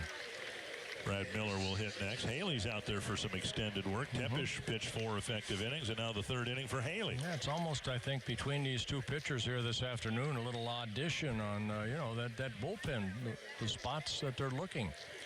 Well, Alex Wimmers is in that role, too. He's still in camp, but he's not on the 40-man roster, and that's really a big issue, I think, for the Twins this year in terms of trying to get down to 25. There's some guys that the dribbler left side, Sano cuts across. Sidearms at the Mauer, 2 quick outs. There's some guys who otherwise would be locks, I think, to be on the 40-man roster or to be on the 25-man roster, but they're not on the 40-man roster, and you need to make room for someone like Byung-Ho Park. Okay, you put him on, then naturally you got to take somebody off. Well, I understand Glenn Perkins is the one that'll be taken off. Okay, then what do you do? Because he's going to stay here. Right. What do you do if it's Chris Jimenez as the backup catcher? There's somebody else. What about Alex Wimmers? These are all things that the Twins have to decide here in the next, 72 hours. Morrison takes at the knees, a strike.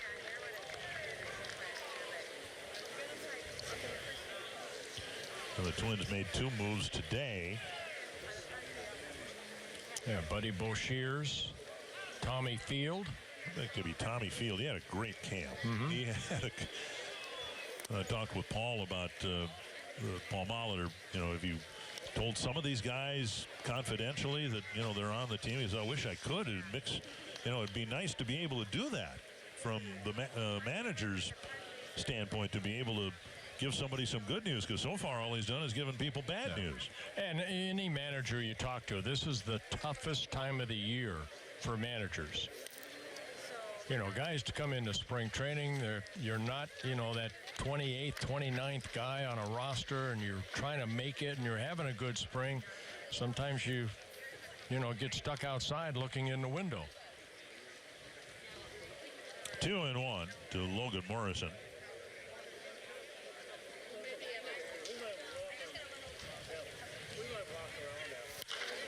To the left field corner, it's twisting foul.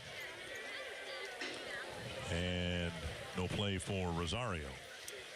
Well, if Haley can get Morrison here, he will have faced 9 men and gotten 9 outs. Can't do much better than that.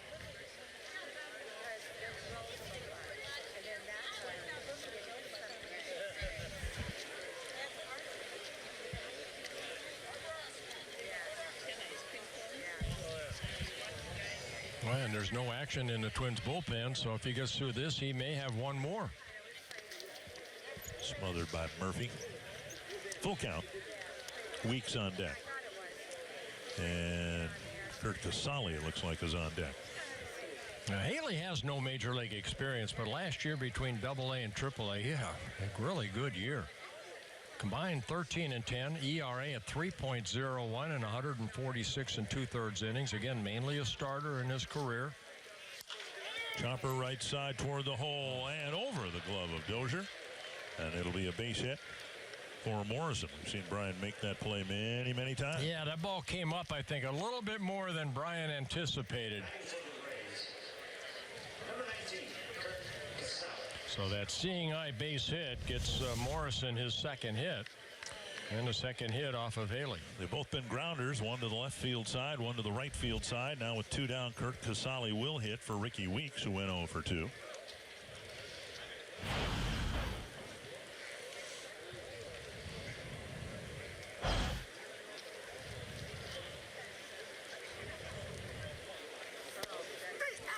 At the knees, strike 1.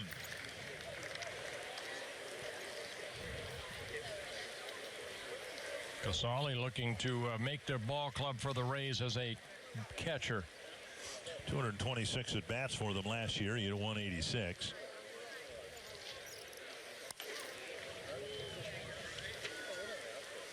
Everybody you talk to, unless you're the Giants, the Royals, like every team you talk to, they're looking for catching, not just at the big league level, but in the minor leagues. It is to me, a chronic problem in baseball.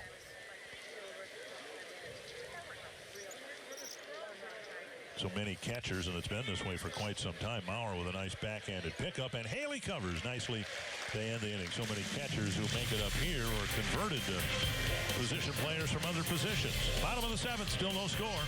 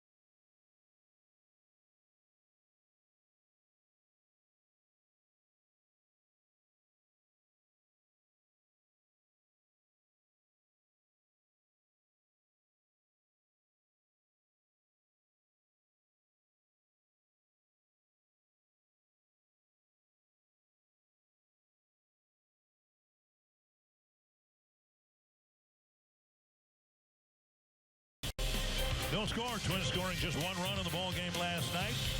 Everybody who's pitched has pitched well, and we head to the bottom of the 7th inning with Miguel Sano set to lead things off for the Twins.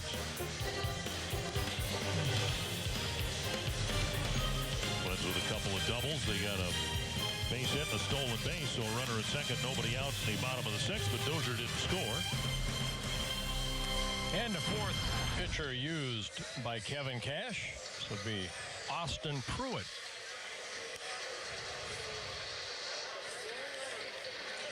Pruitt spent all of last year in Durham. 8-11, 3.76 ERA.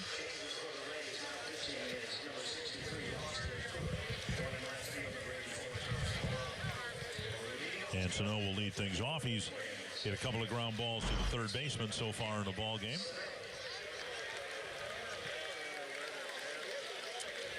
And a new left fielder. So Smith out of the ball game.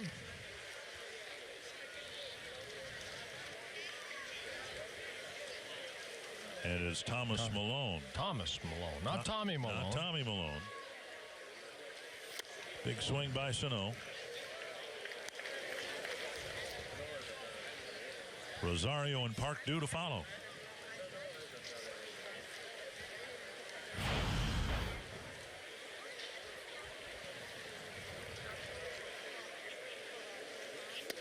Breaking ball over the inside corner, and it's 0-2. Watching Pruitt warm up, pretty good breaking ball.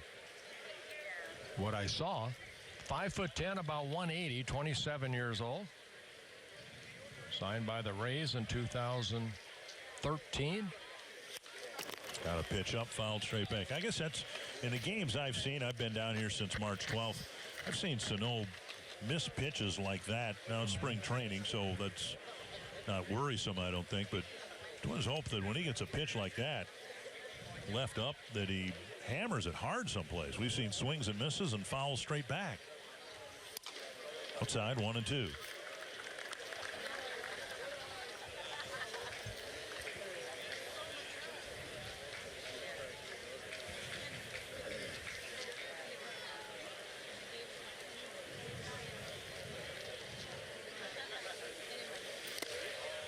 Swing and a miss, and Sano strikes out, one away. Went back to the curveball, and Sano swinging through it. Matt Belisle, veteran pitcher brought into the Twins camp this year, has had a good camp. Looks like he'll pitch next. Eddie Rosario will hit. He struck out swinging and bounced to second.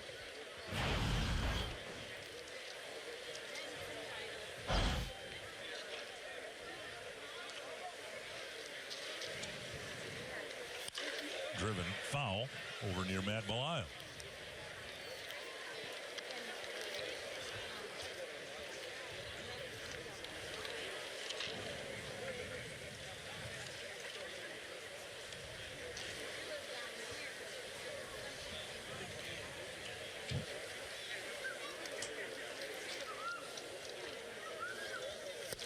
Big swing and a miss. Neither team has generated much offense here. Twins with a couple of doubles and a single, and the Rays with 5 singles.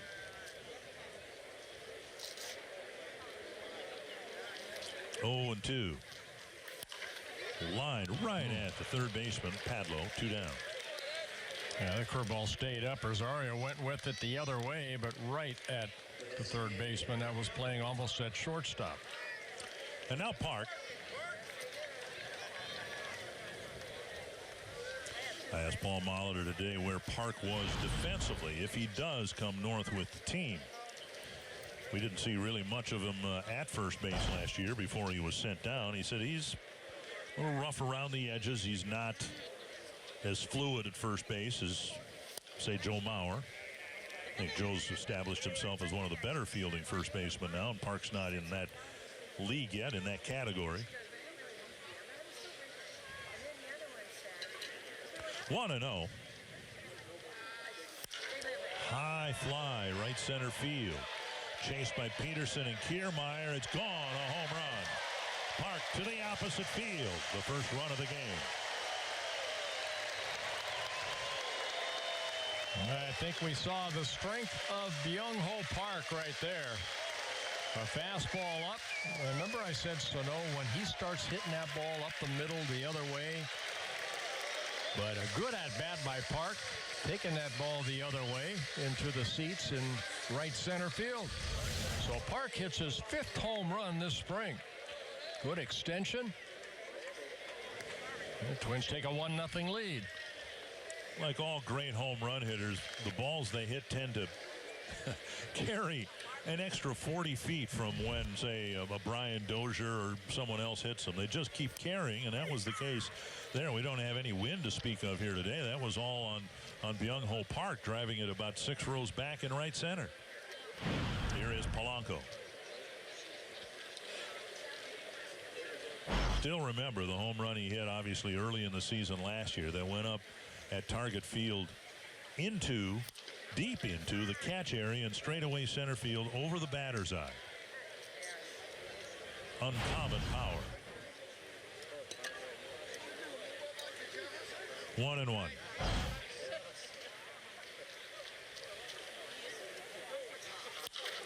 Now to left field. And Thomas Malone makes the catch. Park with a home run to right center, and the Twins are on the board in the 7th.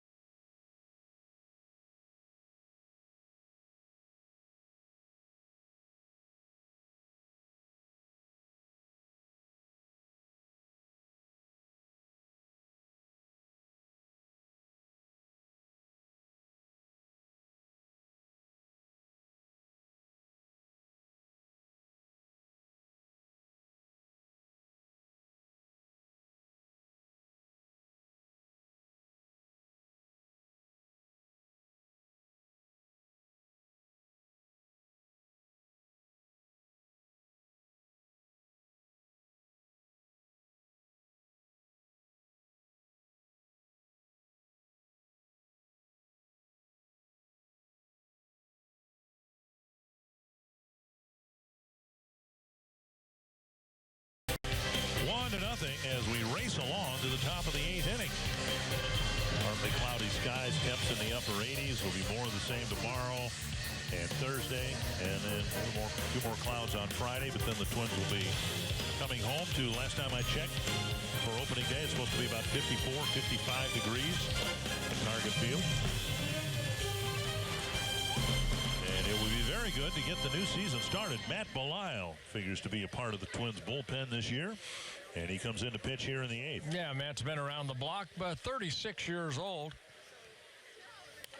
He's a veteran out of that bullpen with the Cincinnati Reds, the Colorado Rockies, the St. Louis Cardinals, last year with the Washington Nationals.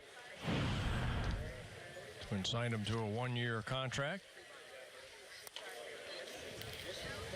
Fastball inside, 1-1.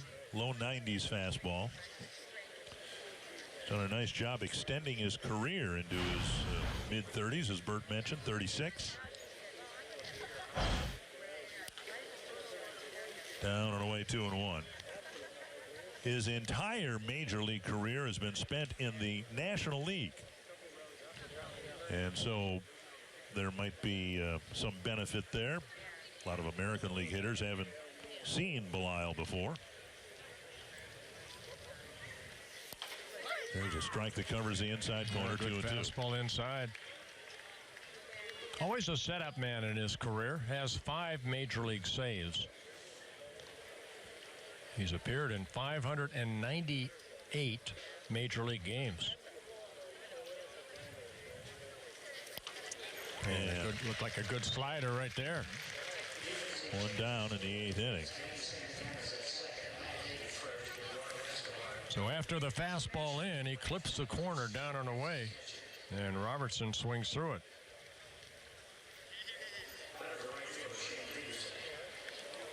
And now Shane Peterson. Belisle was a very late sign by the Twins. Signed on February 2nd.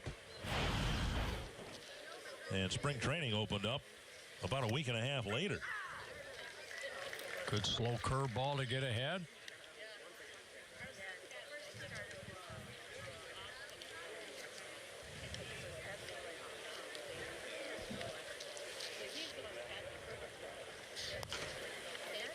And as the Twins reconstruct their pitching staff with some new faces, Belisle figures to be a part of it.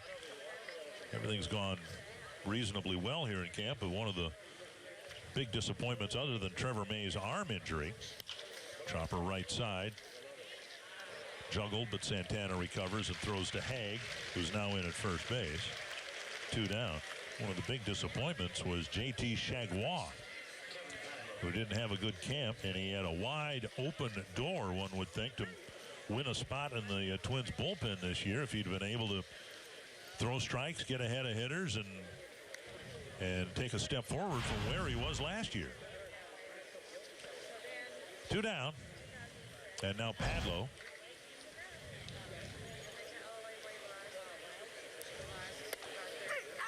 And Belisle drops a breaking ball over the outside or inside corner.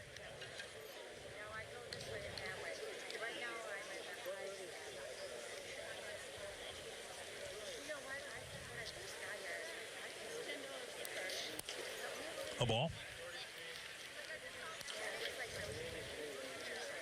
Twins had Rick Aguilera in camp earlier, and Belisle went right up to him and asked him about that little split finger. I talked to Belisle yesterday, and he kind of picked it up right away.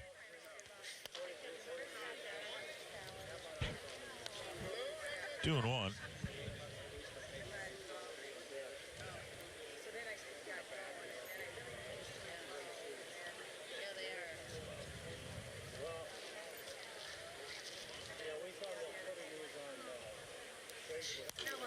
Squibbed foul.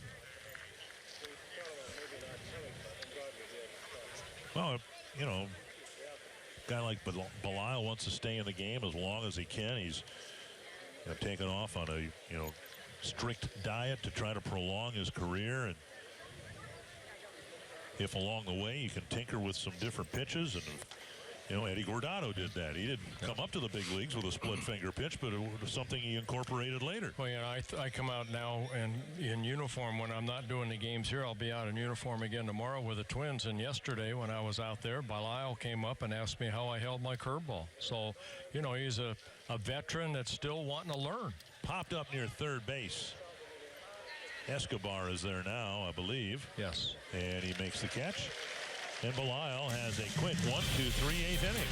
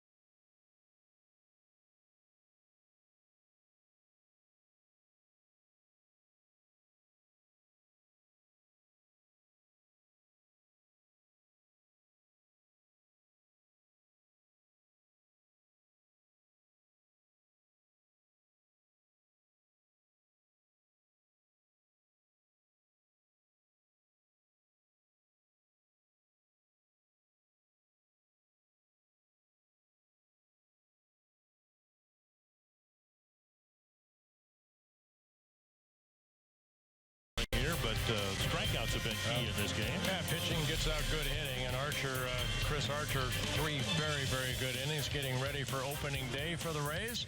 And for the Twins, they've had 3 double plays, 2 of them almost deja vu right there to Joe Mauer. And Joe Mauer getting the force out right there twice, and then the Rays grounded into a double play. And the only scoring of the ball game, Byung-Ho Park, came last inning. Austin Pruitt giving up that home run. Grand Casino story of the game, and now bottom of the 8th inning, and Chris Jimenez hitting for John Ryan Murphy, and a 1-0 pitch grounded to third, 1 away. Real quick out here in the 8th inning.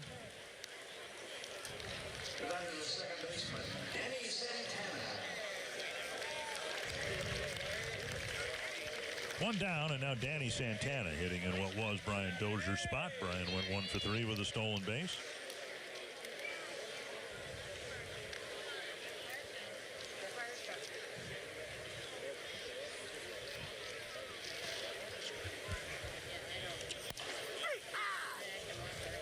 As we've been saying during our telecast, Santana's played 6 different positions this spring. The 3 outfield spots, and everywhere in the infield except first base, pitch, and catch. There's a beautiful bunt. And Santana is out at first. Called out by first base umpire. Brian O'Nora? They kind of move around a little bit. Brian O'Nora, I think, is at third. At any rate, it sure looked like Santana was safe. Wow. That was a very well-placed bunt. It really was. What a nice play by Miller, charging in quickly and getting it over to Morrison. And I think they're showing it even back on replay, and Santana was safe. Ball's a foot out of his glove with Santana's foot on the bag. At any rate, good idea, good execution by Santana. Good execution by our guys in the truck.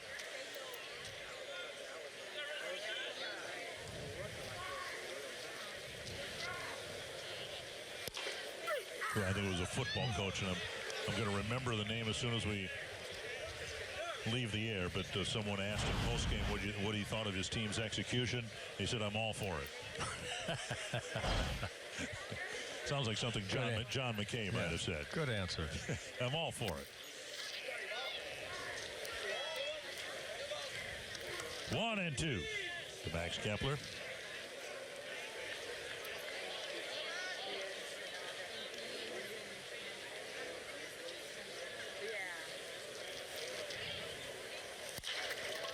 Chopper fielded by Robertson, and that time Kepler gets the call at first base.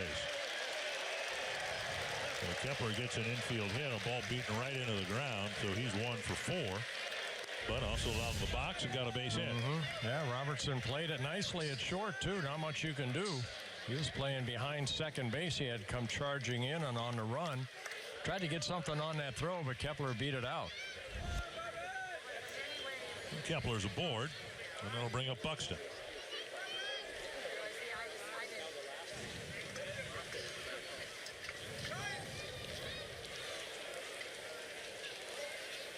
And Buxton takes strike 1. A couple of strikeouts for the Twins center fielder, and a double to left his first time up.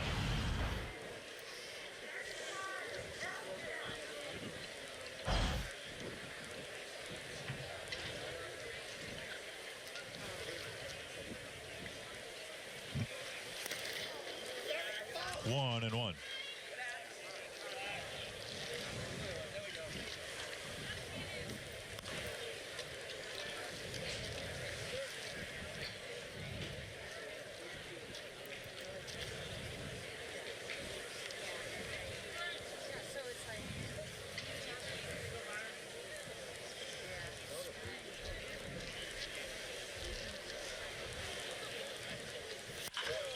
Long way, but very foul.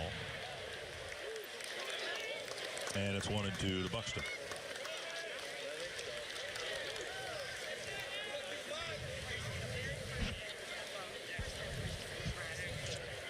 Brandon Kintzler, who might be the closer, looks like he will be next week in the regular season. Actually, might get a save opportunity in the 9th. I think that's more coincidence than anything else.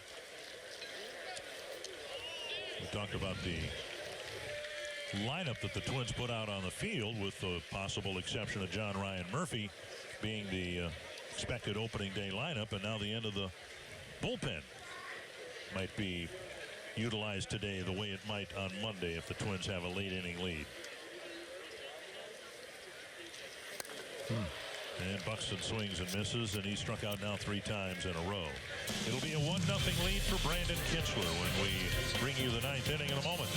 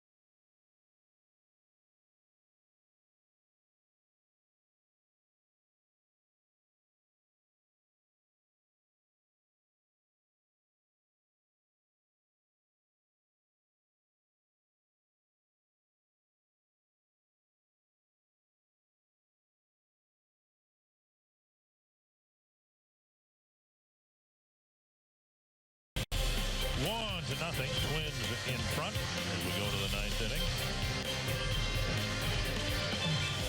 It's been a well-played game, a well-pitched game for both sides.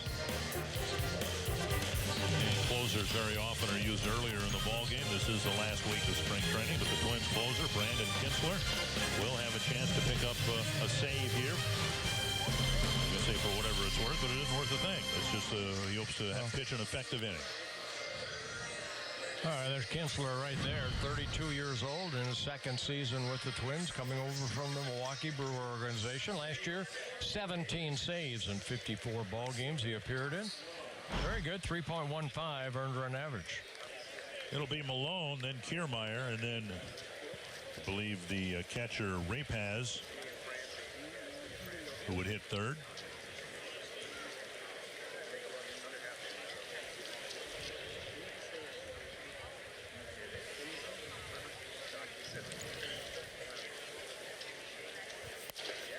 Kinsler was the third option, as it turned out, last year to close games. Of course, the Twins started the year with Glenn Perkins. It's anybody's guess as to whether the Twins will get substantial, if any, contribution from Perkins this year.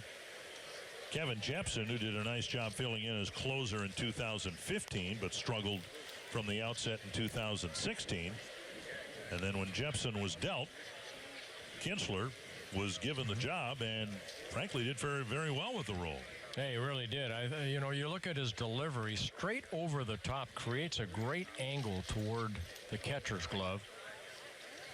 Just like that. Just misses low. That's his pitch. That's why he succeeded last year as a pitch-to-contact closer. He's not a strikeout guy, but everything he throws seems to drop and induce ground balls. You know, an excellent control, too. Only 8 walks in 54 and a third innings last year with 35 strikeouts.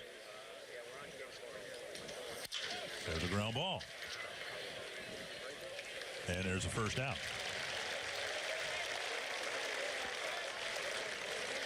Most closers are swing and miss guys, and when people do get on base, they can minimize damage just by striking the next hitter or two out. Kinsler is not that type. He requires good infield defense, and that's the hope, that this year's infield defense for the Twins will be better than it was last year. Again, there don't seem to be any question marks on the right side. If there are question marks, it's on the left side. One down, and here is Kiermaier.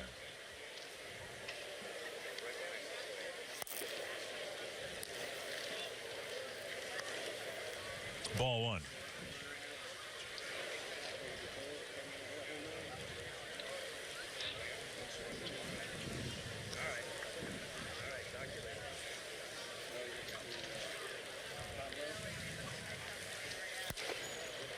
And now ball two.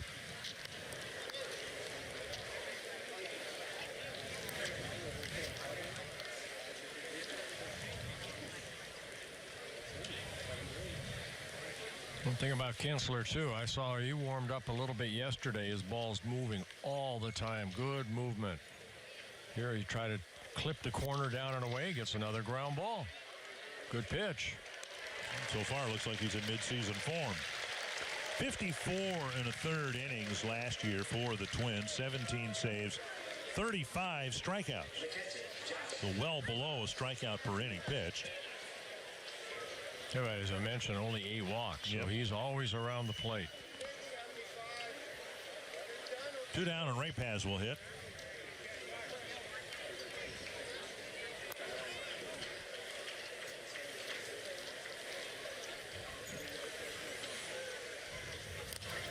And the dirt ball one.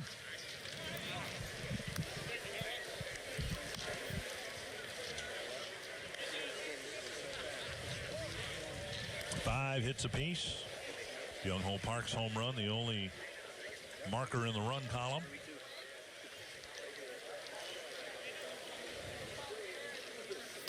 And the dirt again.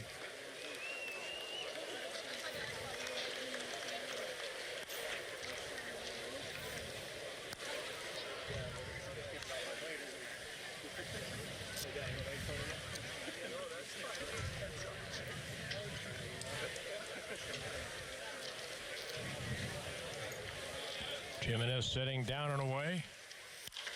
Ground ball, but right over the mound.